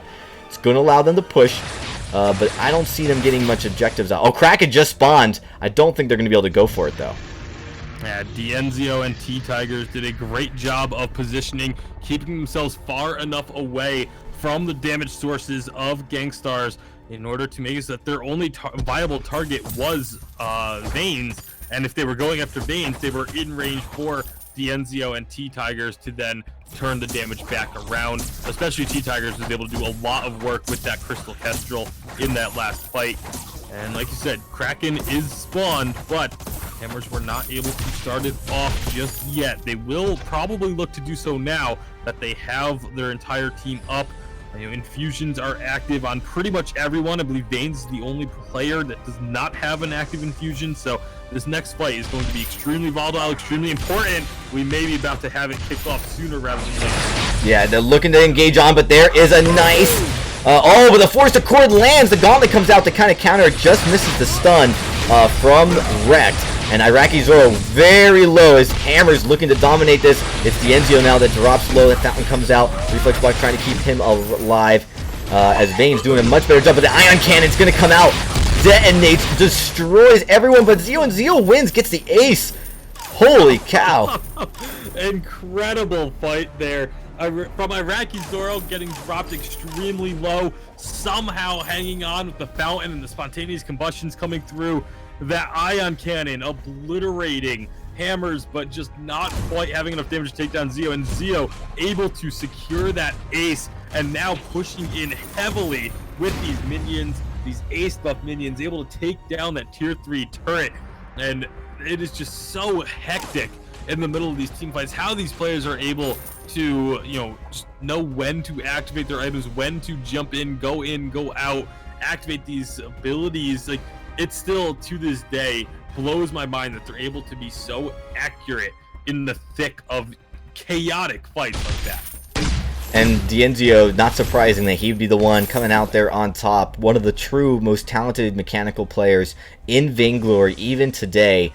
And it never ceases to amaze me watching him play, and especially with Ringo. We've seen him pull out Ringo in games where they're kind of on the line. We've seen him pull it out in the Spring Life Championship when they won it, by pulling out a Ringo kind of at the last minute, turning the series around and winning the entire series. This is just kind of something that he's known to do, which is why I was surprised he went Bear instead of Ringo a couple games ago. But that is the way things played out. They're looking to go in. Oh, it's just Old School by himself, as we did see Iraqi Zoro recall back. They're able to boots away, and now this is going to open up a little bit of breathing room to start this crack, and with just Wrecked nearby. And they are not going to quite go for it, though. They want to be able to find a fight securely first. As there goes the T-Tiger jumping in with that Kestrel, sneaking on through D'Enzio. Gets the Hellfire Brew out, and so much damage onto Zoro. He is going to be so low. The heal comes out, but there's no damage done to the carry. Yeah, Ion's getting hunched down, but it's too little, too late. And Hammers Esports are going to get this ace, and that should this is be game. Yeah, they just clinched this game, taking us to a game number 4.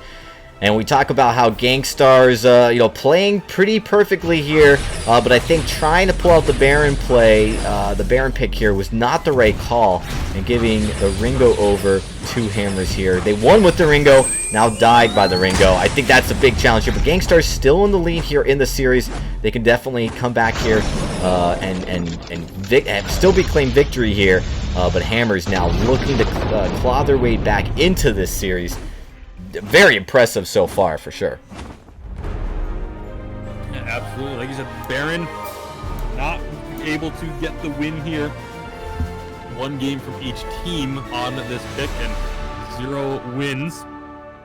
But I feel like this game, it really came down to just the coordination of Hammers in the last couple of fights. Able to, you saw Iraqi Zoro, his health bar, it went from 100 to about 2% in an instant. The moment that the Hellfire Brew connected, that was when T-Tigers began to unload those glimmer shots onto him. It was absolutely ridiculous the amount of damage done, and from that point on, like, Iraqi Zoro has to spend the rest of the fight just trying to avoid going down, and can't really be dishing out quite as much damage as they would like because of that fact. So really, really well played by Hammers in game number 3 there. And like you said, going to force us to a game 4. The only thing I'd like to point out that might have been a difference maker, it's hard to say, but, Iraqi Zoro is really the only one in the team that can kind of get out of those sticky situations. I mean, Baron's got his Rocket Leap, but Iraqi's has a definitely more reliable disengage. And probably would have been nice to see at least one of them build an Atlas Pauldron, maybe Iraqi, to try to get in there, and Atlas D'Enzio, because he's the only one that really could do it. As Rec Lance isn't really going to be effective. You saw, of course, his Force Accords getting crucibled almost every single time. Not an effective candidate, so I do actually like Rec not building the Atlas and just going pure defense. Better for his overall team stats. But, D'Enzio not having to worry about an Atlas at all, just able to go on a tear once he got rolling. Yeah, absolutely. That Ringo was just really doing massive amounts of work in this game. And we'll see. Maybe this Ringo is about to become a contested pick as we get ready for game number 4. It could be. We're going to see shortly here. We're going to take a quick break, but when we return, we'll be getting back here. Game number 4. GankStars still looking to close out this series, but Hammers, they are coming back. We'll find out more in game number 4 when we return.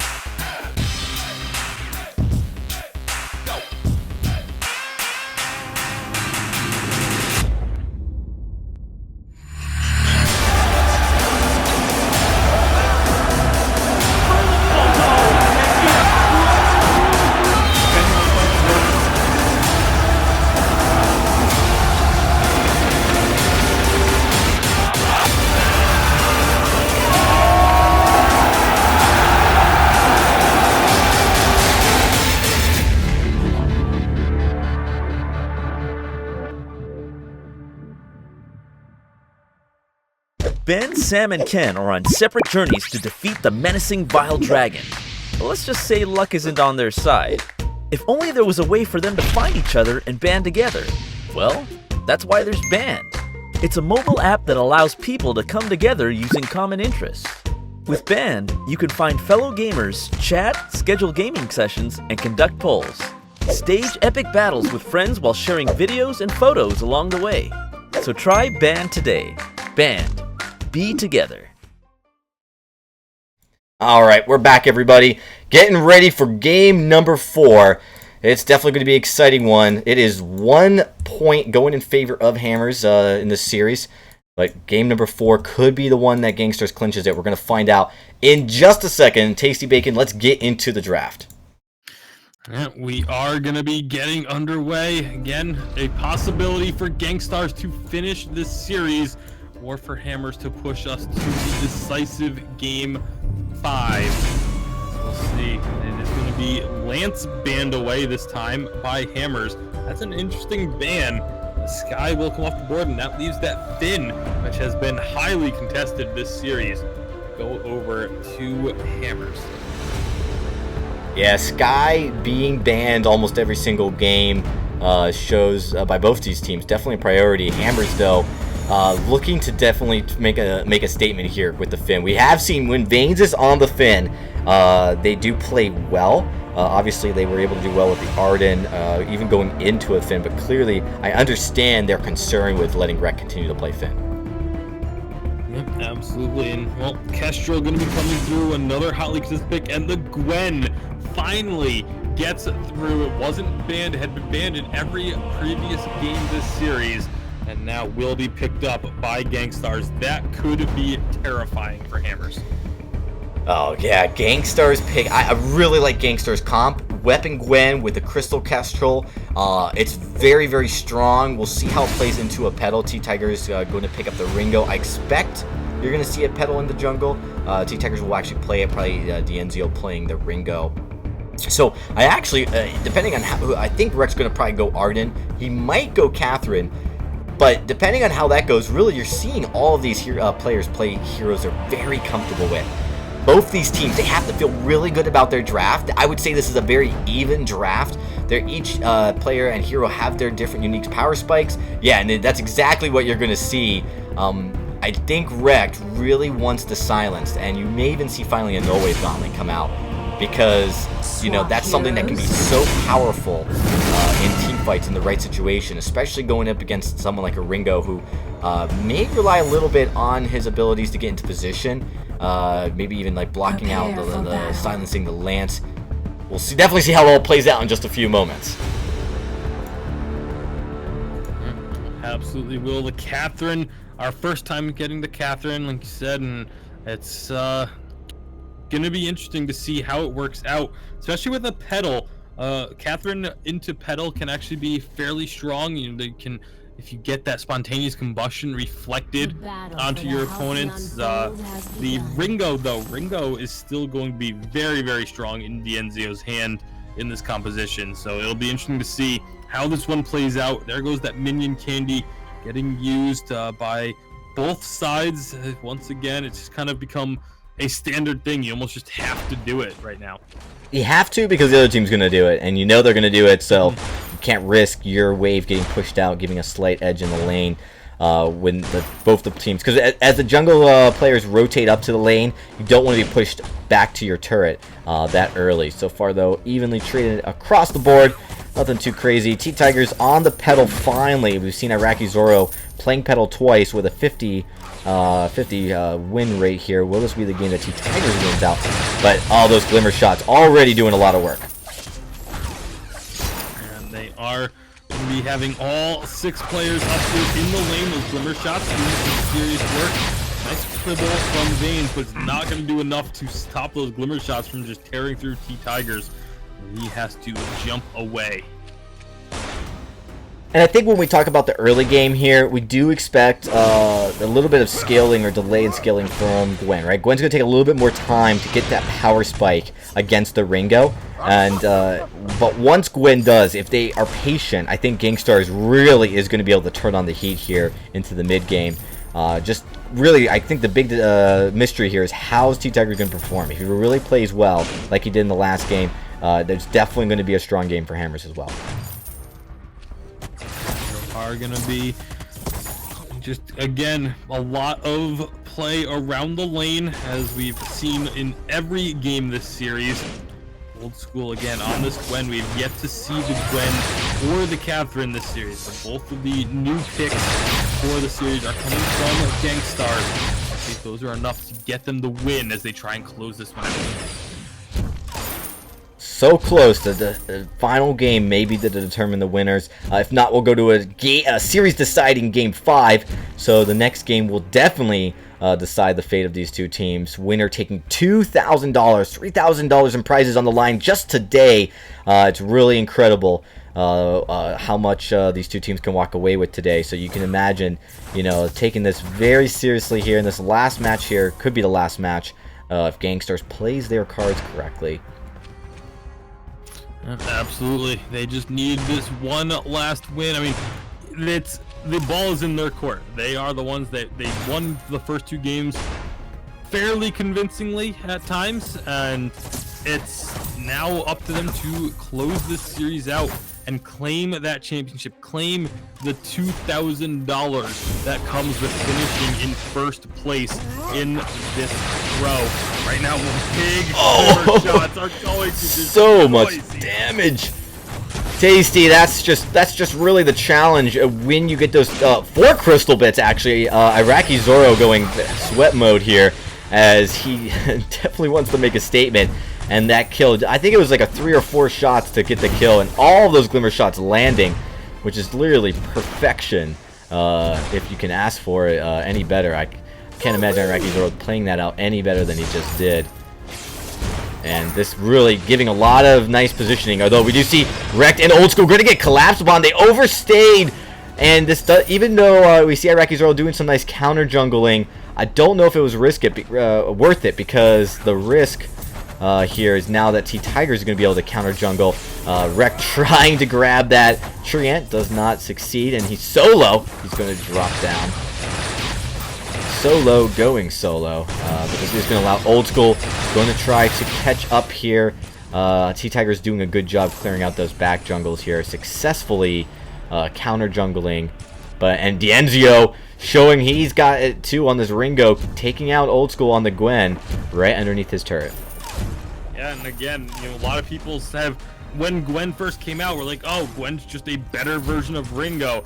It's not, they're very similar to each other. They play very similarly, but they do have their differences. And right there's Dienzio able to take down the Gwen in that one-on-one. Yeah, and Old School needs to be careful here, because early game Ringo will have a slight edge. He'll be able to get that damage stacking up quicker. We also see him, being in a good spot here. Having to recall back right when he killed Old School, so he stays itemized-wise neck and neck. Wreck gonna just go in, not actually landing a stun here. He's gonna have to back away. The Quibble does land, doing so much damage. Petal already doing a lot of work. And this is something that Hammers has been able to take advantage of. T-Tiger's on this Petal. Look at him, just still doing damage with those Munions here.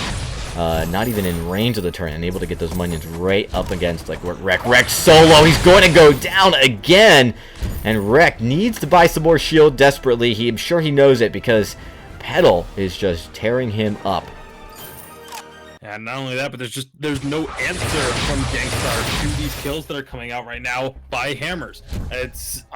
They get the kill, no one really takes that much damage, and they just walk away. Old School now going to be stopping them from being able to push this turret too much more, but it just looks so good. And now Iraqi Zoro is going to just fall in the jungle, and Old School goes too far to try and save him. This is very uncharacteristic play from GankStars. They are looking rather, you almost I hate using this term, but they're looking very sloppy here in game number 4. Dienzio underneath this turret, but they're not taking advantage of the fact that they're so far forward. Instead, Dienzio just gets one last pot shot in onto Old School, and they're able to retreat fully out from harm's way, and that turret is almost dead.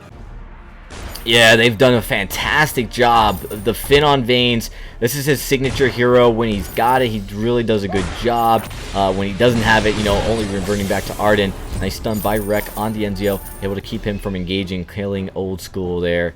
The real challenge has been just how Kestrel going into the Petal has been just unbelievable. Oh, and the Gold Miner stops Iraqi Zoro from recalling. Petal has just been very hard to deal with, and we've seen how well Iraqi Zoro played Petal, able to definitely go toe-to-toe with the Kestrel, and now we're seeing Iraqi Zoro feel the wrath of that Petal on the reverse side. Yeah, they gave up the Petal after not being able to close out the series with it in the previous game, but again, I feel like that was a lot more due to the Baron than it was the Petal. And T-Tigers is making it work, starting off with that Frostburn. Old School is going to get pulled in by that Force Accord. He's going to be in a lot of trouble and will get popped. He goes down for the count. He's going to have to, and now this turret's going to go down. Nice pressure by Hammers, playing really tight, and just the kind of synergy they have right now is definitely looking really good as they've been moving together as a unit and actually catching GankStars a little bit separated, forcing Sweaty Zoro to kind of be down the jungle farming while they push up in the lane, something that GankStars needs to clean up a little bit. And I mean, if this pace keeps up, then we are very likely going to have that decisive Game 5, but obviously you cannot write out GankStars until that crystal has been destroyed. You never know when they're going to be able to just pull the trigger and find a fight in their favor. As you look at the CS numbers, it's actually still fairly close. Old School is down by about 8 CS or so to Dienzio, but in the jungle, Iraqi Zoro actually has 50 CS to the 49 of T-Tigers. So despite the fact that, you know, the Petal has been able to find so many of these kills, Iraqi's still doing a pretty good job of keeping up in terms of the farm, but the big Force Accord pulls in the entire team, and GankStars are just getting melted. Oh my goodness, no Crucible up yet, so they weren't able to block that out, and it's just unbelievable team play and synergy here. And I think a big lesson here is Dienzio on the Ringo. If he wins this game already, they're taking out the second lane turret. He is unbelievable, unstoppable on the Ringo, and that's why I was kind of surprised he picked the Baron over the Ringo. Of course, that was going into a Petal, and once, you know, basically once he got this Ringo pick, he's just felt so much more confident here. Looking really strong. One of those players that he really has that kind of emotional high when he finally feels that rhythm. Just plays at a whole nother level, and this is causing massive pain for GankStars right now. Oh, the deficit is just huge at 9 minutes. I mean, granted, the late game will be immense for GankStars, but they have to make it there. You know, this Gwen, we always hear about how obscenely strong, we always see how obscenely strong the Gwen is once you get late into the game, once she gets 3-4 items completed, but they have to last that long, and that's going to be the difficulty for GankStars, is to get to that point of the game while still having, you know, a base to defend. And at the current moment, Hammers Esports are just really bringing the fight to GankStars and not allowing them that option to just safely farm up. Oh! Dienzio. As I talked about them not giving opportunities over, they give a kill, but T-Tigers manages to even that one up. Yeah, they do even it up, and now they're actually going to get wrecked here for the triple. T-Tigers definitely being the main damage dealer here for Hammers, doing a lot of work here on this Petal as they just going to try to disengage from this crystal. And, you know, 11-2, it's just unbelievable. 11-2, and 8 of those kills belong to that Petal, like you mentioned. Just really tearing it up is T-Tigers at the moment, and if GankStars can't find an answer for this, then they're going to be facing a reverse sweep in the VISPRO finals. And that's going to be, that's something you don't want to have to go into the game number 5, losing 2 games where you could have closed it out. Goldmine going over. The gold lead's just growing and growing for Hammers. But GankStars still understand they want to engage in this fight. Oh, the Force Accord again, pulling in Old School. He is going to get very close. He does. Oh, nice reflex block, but he does finally go down. Does force Dienzio to kind of go all the way across the map here, as Sweaty Zoro looking to just try to get away from this fight. The active camo from Sweaty Zoro will be able to get him out of there, but like you said, these Forced Accords pulling in multiple members, or just a very crucial member. Pretty much every time it's been thrown, it feels like Vaines has been absolutely phenomenal with this. And then again, Dienzio able to just capitalize on those hooks and just finding kills alongside T Tigers. It feels like almost at will. 12 kills, 12 minutes for Hammers Esports. Yep, they've been playing their best game yet, and it's definitely showing on the stat board in every single facet. GankStars isn't out of this matchup. They need to make sure they prioritize, slow this game down, and turtle a little bit. It's kind of funny, with all the changes being made to this game, it's still actually incredibly hard to turtle. Because you're kind of forced in the lane where the other team's going to spend a lot of time as well, just kind of allowing the team that's already kind of at an advantage to keep pushing. One shot, one kill does take down T Tigers close to half health.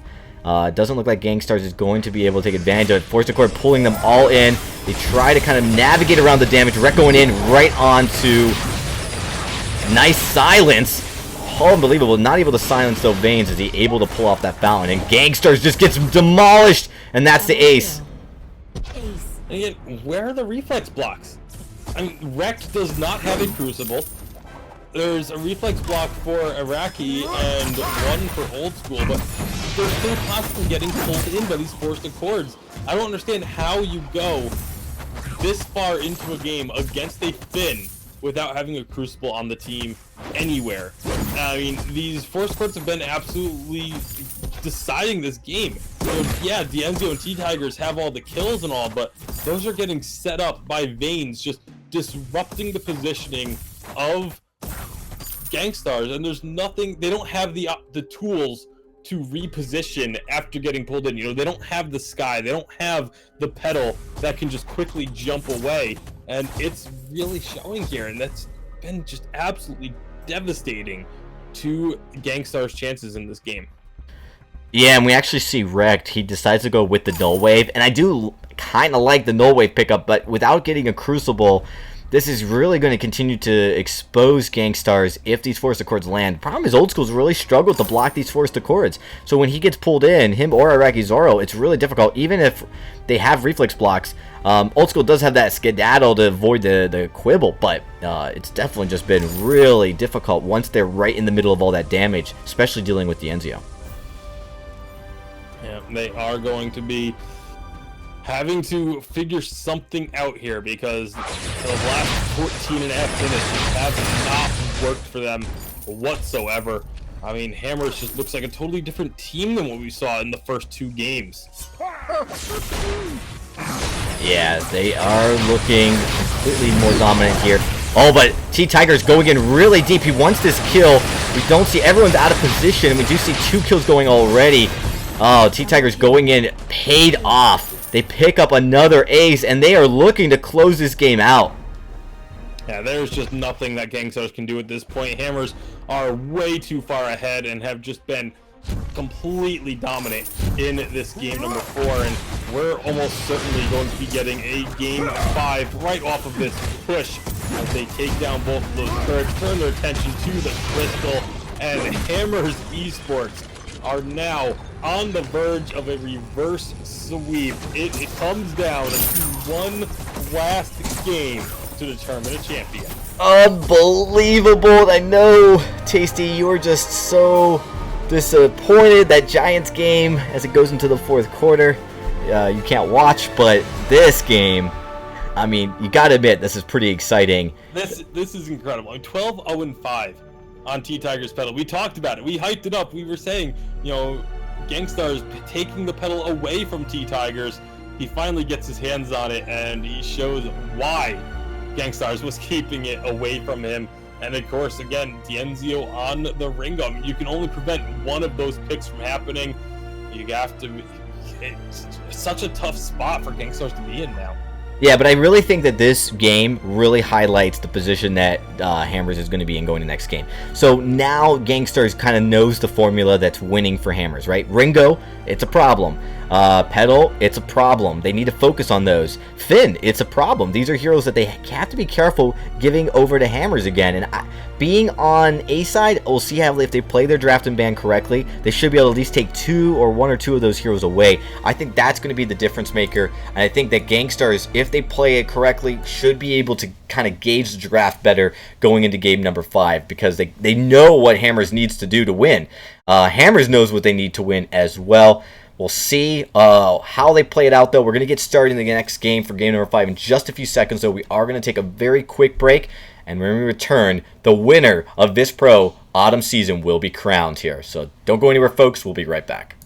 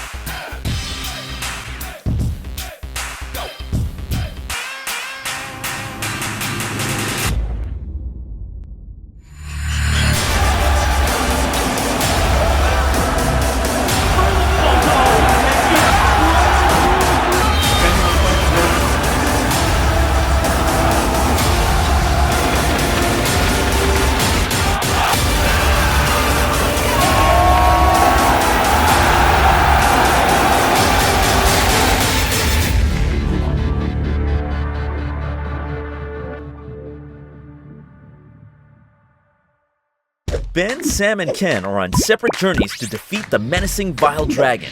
But let's just say luck isn't on their side. If only there was a way for them to find each other and band together.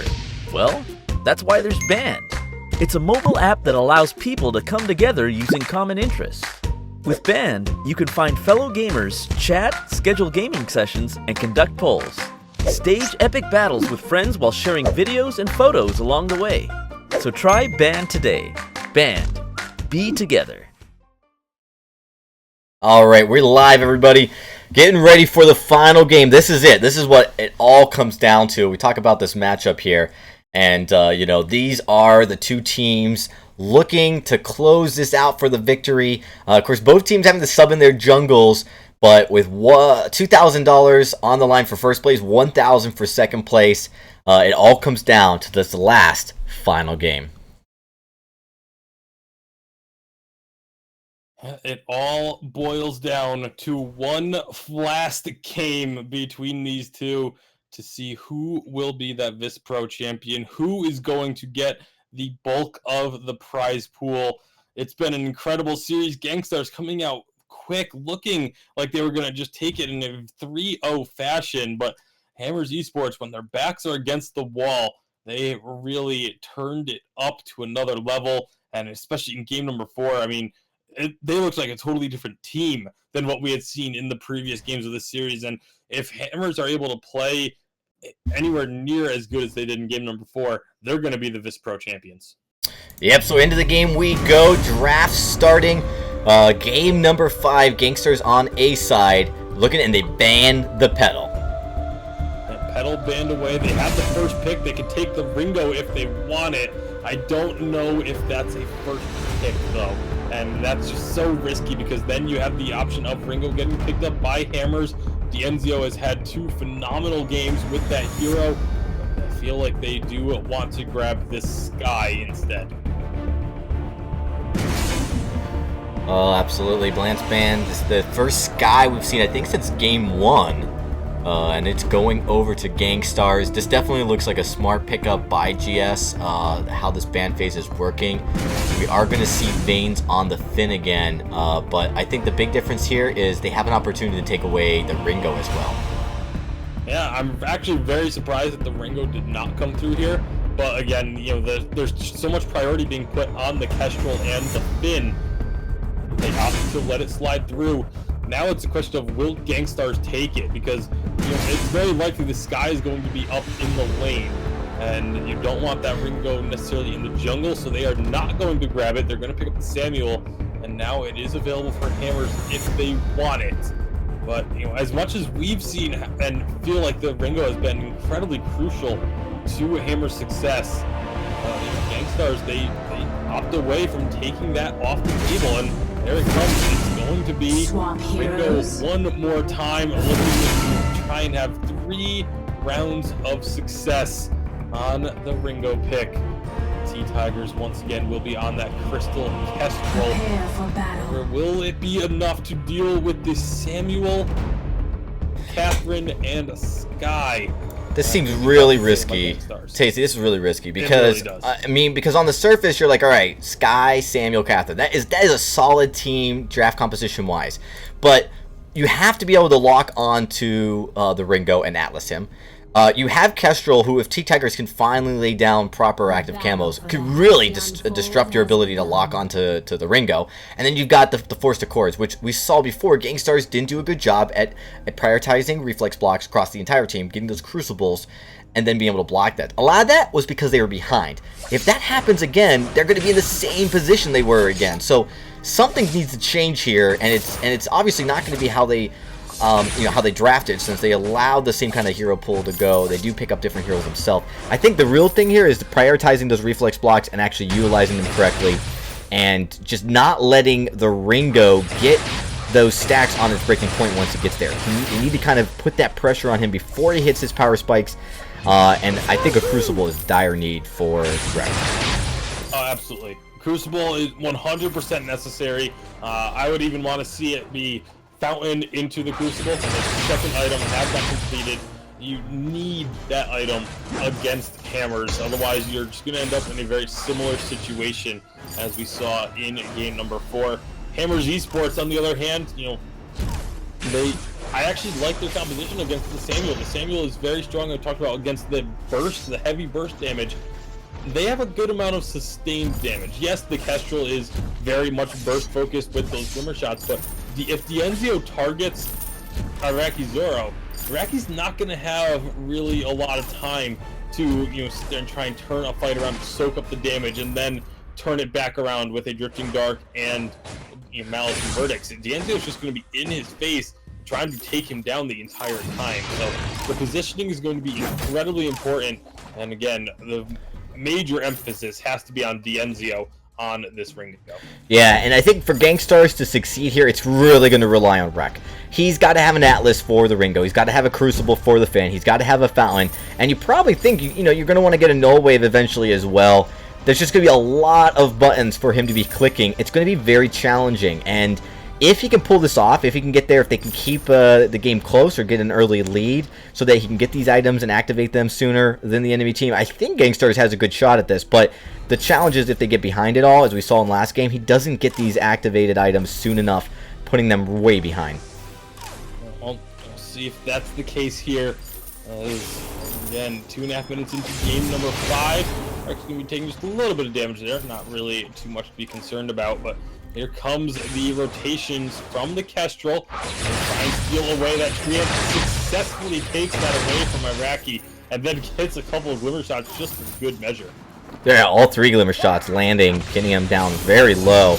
Iraqi's got to be careful. He heals up pretty quickly, but now the rest of his team is exposed here. His Old Schools needs to be very careful. Moves on to the top part of the lane just to try to avoid any of that damage coming from T-Tigers.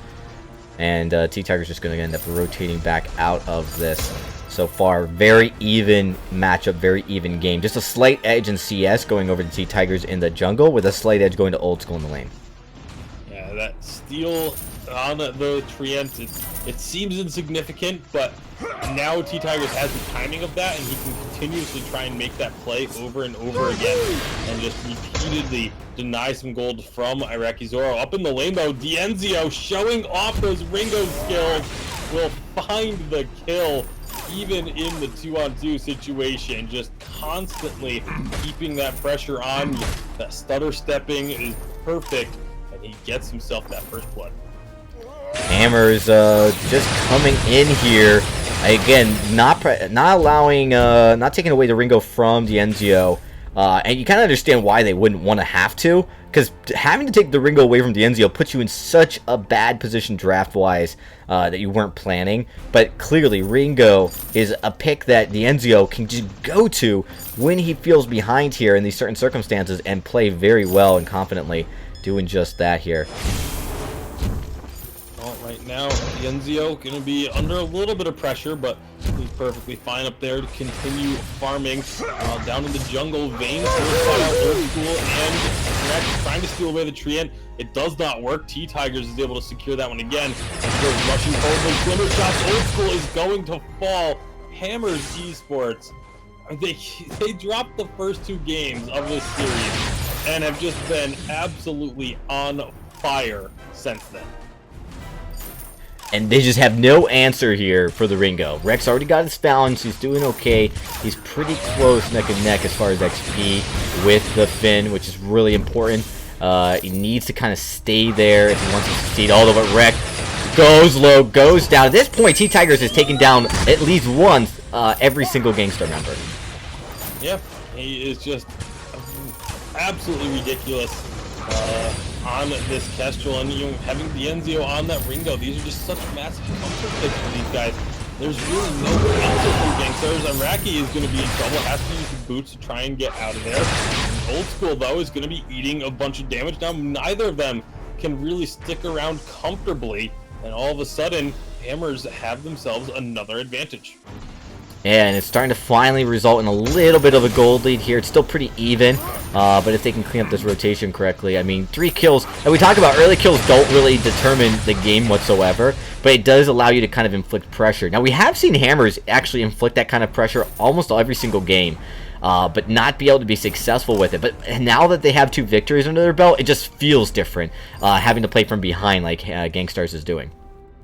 Yeah, absolutely, and I mean, it's a tough one to win at this point already. Even though we're still very early on, the gold is still very even. There's just so much momentum in favor of Hammers Esports, and GankStars are just absolutely on the back foot, really struggling to get anything going over the course of the last couple games. But we'll see how they do. They had some success with the Samuel before. Iraqi Zoro does play well on this hero, and again, the sustain can be very advantageous. We'll see how it plays out. The Enzio does pull out the Hellfire Brew, does a sizable amount of damage. One shot, 1 kill is going to go wide. Zio's low. Almost one more Mausenberg would have done it. The Fountain comes out to keep them alive. The Fountain by Rex still hasn't been used, so GankStars has a little bit of an upper hand here in this fight. Rex finally going to have to use that as he goes very low. And so far, evenly traded skirmish here up in the lane between both Hammers. And although you're looking at Iraqi Zoro, he's full health. He's looking to go in. He heals up so quickly. But the active camo! Oh my goodness. Tasty. T-Tigers gets put to sleep, but it is a very nice nap. He's having sweet dreams. The team gets an ace and Hammers Esports. This is just unbelievable what they're able to do with these picks. With this Ringo. I mean, Ringo is a pick that in almost every meta is kind of forgotten about. He's very basic in terms of what he does. There's nothing flashy. There isn't, these ridiculous abilities. It's a self-buff and a slow. Like, those are his 2 core abilities. But there's just so much work that the Enzio is putting in on him. He's going to find another kill. 7-0 in favor of Hammers. Yeah, they've completely turned this one on its head. We've seen them do similar things. We've seen them get down behind teams like Team Solo Mid and almost pull out a victory in a 5-game series in the world against what was the 2nd place team in the world, but it could have gone the other way so quickly. And this is something that, could happen here, but this time, Hammers looking to vindicate that loss to GankStars in that 3rd place match in Worlds here, looking to end this season very high. And also get that $2,000 cash prize. And it's not over yet, though. They're starting to gold mine, but they're starting to pull ahead in gold. This is really looking a lot like the last game, Tasty. Yeah, it's very, very similar. And like you said, the game is definitely not over. There's a lot of game left to play, but that's such a big lead. Nice ult there will actually be able to steal away the gold miner. That's good news for GankStars as they continue to try and look for this chase. They go very healthy, but not for long. The glimmer shots are just melted. Enzio is still alive, and they're going to turn this right back around. Iraqi Zoro should be able to escape. Is this going to be a chase from T-Tigers? He's going in very aggressively. Hasn't been able to find Iraqi Zoro just yet, but now we'll know where he is with this Treant getting started up. This is so risky for both players. T-Tigers will get that Treant and will be able to get out of there alive. both players just kind of playing a little cheeky edge to edge of their range skirmish there, trying not to stay in range but wanting that treant, so just kind of like hovering around the range of their max range around the treant there, and T-Tigers does of course get it. Definitely he's been playing really well. He's been playing much better the last 3 games than he has the first 2 games of the series, and it's made a huge difference. Absolutely has. I mean, really everyone from Hammers has been playing much better in the final 3 games than they did in the first 2, and but you know, a big emphasis obviously has to go on to Dienzio's Ringo, really turning it around. T-Tigers, like you said, the glimmer shots and the active camos hitting much more consistently now than when we first saw in this series, and it's really just a team effort is turning this game around, or this series around. Wreck, though, with the Crucible, I don't know if that was going to hit. It was really close, so I'm glad that he used it, but he does choose to get the Crucible there, and again, that's going to be a big difference maker, is how often he can nail those. Big upside versus what we saw last game, where he just was unable to use Crucible at all because he didn't have it.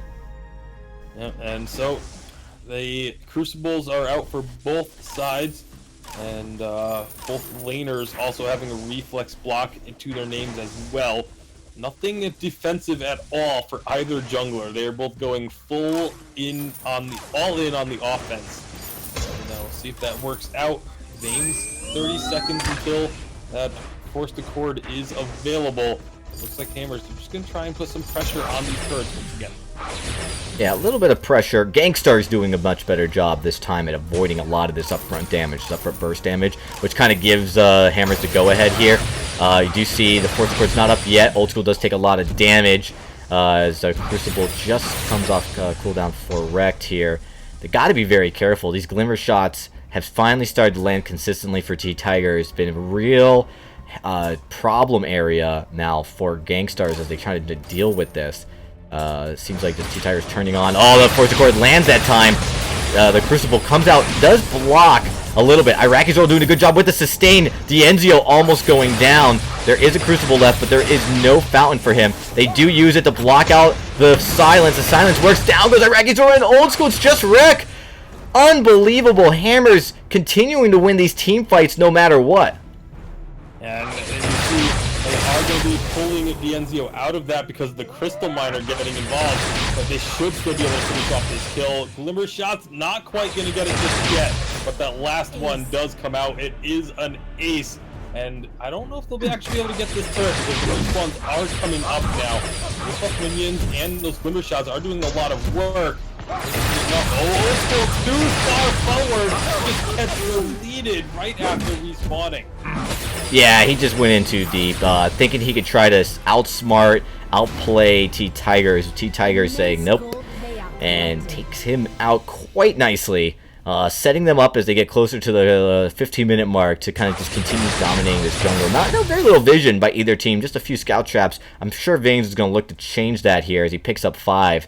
To kind of start securing vision here in the jungle as they get closer and closer to the Kraken spawning. And that's going to be an important pivotal part of this game. No lane turrets left for GankStars. Similar position we saw them in game number 4. And that's a problem because they lost that game, not having that kind of upper hand.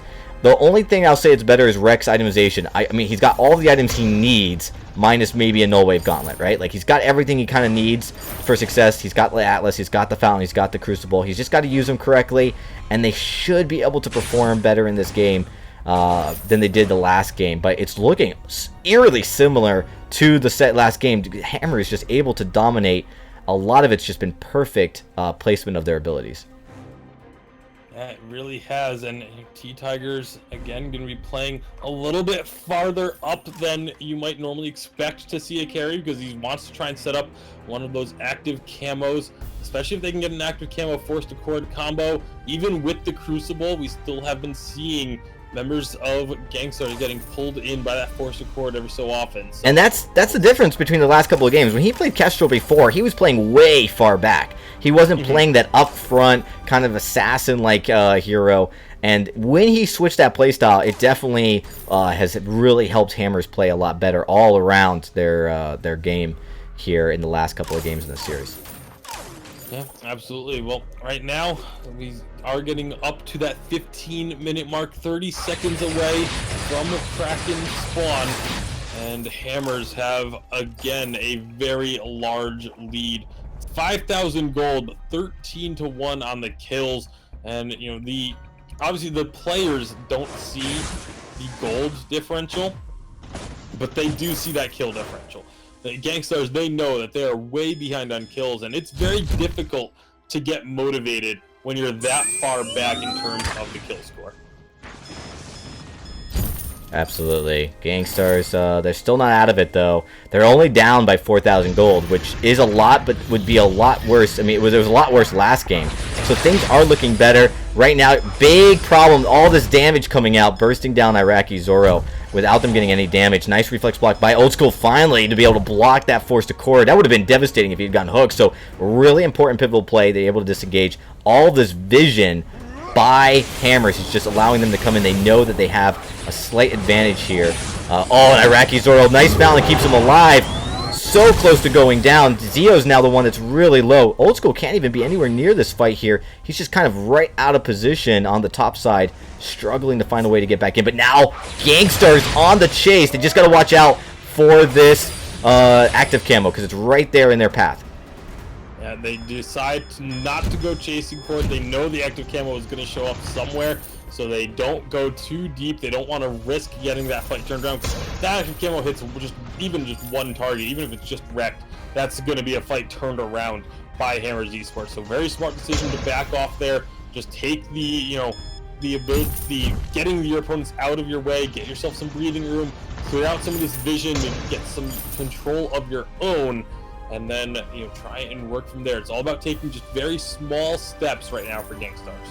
Yeah, that's definitely a decent amount of vision. Old School takes that one-shot, one kill. Oh, here comes the Hellfire Brew. And he does reflex block both the Force Accord and the Hellfire Brew, but he's so low, he goes down.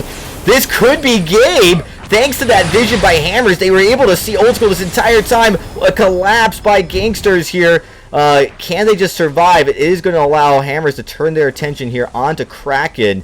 But huge, devastating play. Just no awareness of those scout traps, and got to give Hammers credit for having them there, really allowing them to just stack those ultimates on top of Old School like that. Yeah, really phenomenal job. They get that kill. Now they're going to turn and get themselves the Kraken. There's no contest from GankStars here, as Iraqi Zoro was pretty far forward, but was just clearing out the jungle, trying to get what little goals he can before what could be the decisive fight of the game. Hammers making a comeback here in this series. They are just looking so sharp, being able to just capitalize on mistakes from GankStars. It's what it's always been about in these games sometimes. Not so much when you are ahead and get behind by losing. It's really these throws, these pivotal mistakes, and really the enemy team being able to capitalize on it. Ultimately, GankStars played so well in the first half of this series, really struggling here in the second half, as Hammers just doing a nice job chasing. Oh, there is unbelievable! The combo works perfection. They throw up Old School immediately. Iraqi Zoro has nowhere to go, and Rex is the lone member surviving, just doing what he can, but if Dienzio doesn't target him, there's no damage coming out from Rex. The final turret is down, and Hammers Esports have completed the reverse sweep, and they will win the series 3-2, becoming the VIS Pro champions, denying Old School the three-peat. And what a performance at the end of this series from Hammers Esports. Unbelievable. I mean, to turn this all the way around. GankStars playing so well for the first half of the series and almost all the entire season, and then just running up into a wall here. That wall is the Ringo of Dienzio. And yet, you have to give credit, of course. Obviously, Vanes and T-Tigers played well, Vanes on the Finn, but the only consistency between their victories and their losses was Dienzio on the Ringo. I mean, that just goes to show you, because there was just no answer to it, right? It's a pick that clearly is helping them win, but you can't really take it away.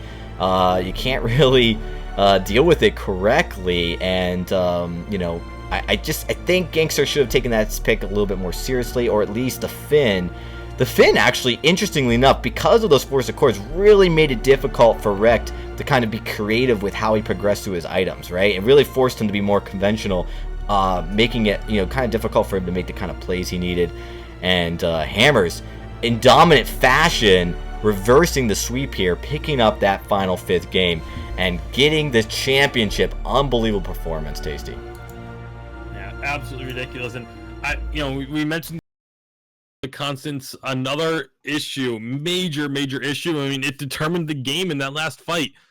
The inability to reflex block by GankStars. It really just became a massive issue in the last couple of games, especially was where it was really emphasized. But like I don't know what was going on necessarily, but those are reflex blocks that a player like Rekt is normally making. A player like Iraqi Zora, a player like Old School, like they are normally blocking those abilities, and instead, especially in that last situation, the forced accord into the active camo, none of it gets blocked, and it was just all over from there. Absolutely. Well, with that, Tasty, congratulations to Hammers Esports. You are our champions for this Season 3 here, closing out the year. It's been an exciting season, and we are really excited to be talking about and looking forward to the next season that should be coming up here very soon. In fact, exciting, we're going to be opening for the very first time the VISPRO circuit to more teams, increasing it to 16 and opening up invitations for teams to apply for a chance to make it into VISPRO and play against these top teams week in and week out. Some format changes are coming. We also have some exciting announcements for COPS, some tournaments coming up in the near future as well. So if you love this and you love what we do here for the community and the tournaments that we host, you're going to be excited for a really fast-paced and jam-packed month and a half, actually, of games that will be taking place during this winter season. It may be off-season for the main circuit, but here at VIS, we're just getting started. And with that, I do just want to say big thanks to Tasty Bacon coming in big here today and helping us out casting. Thanks to all the staff at VIS. You guys have really made this entire production all year long worth it. I really appreciate it. Thanks to all the viewers who have come out here and watched these matches every single week when we've broadcasted. It's been a pleasure. Thank you, Tasty, by the way. All right. Well, with that, it is going to be good night to everybody. We will see you guys very soon, though, so make sure you follow us on Twitter at VIS League. We're going to be announcing the new schedule coming up very soon in just a few moments, so make sure you guys follow us as we will be super excited to get started into the winter season. And with that, good night.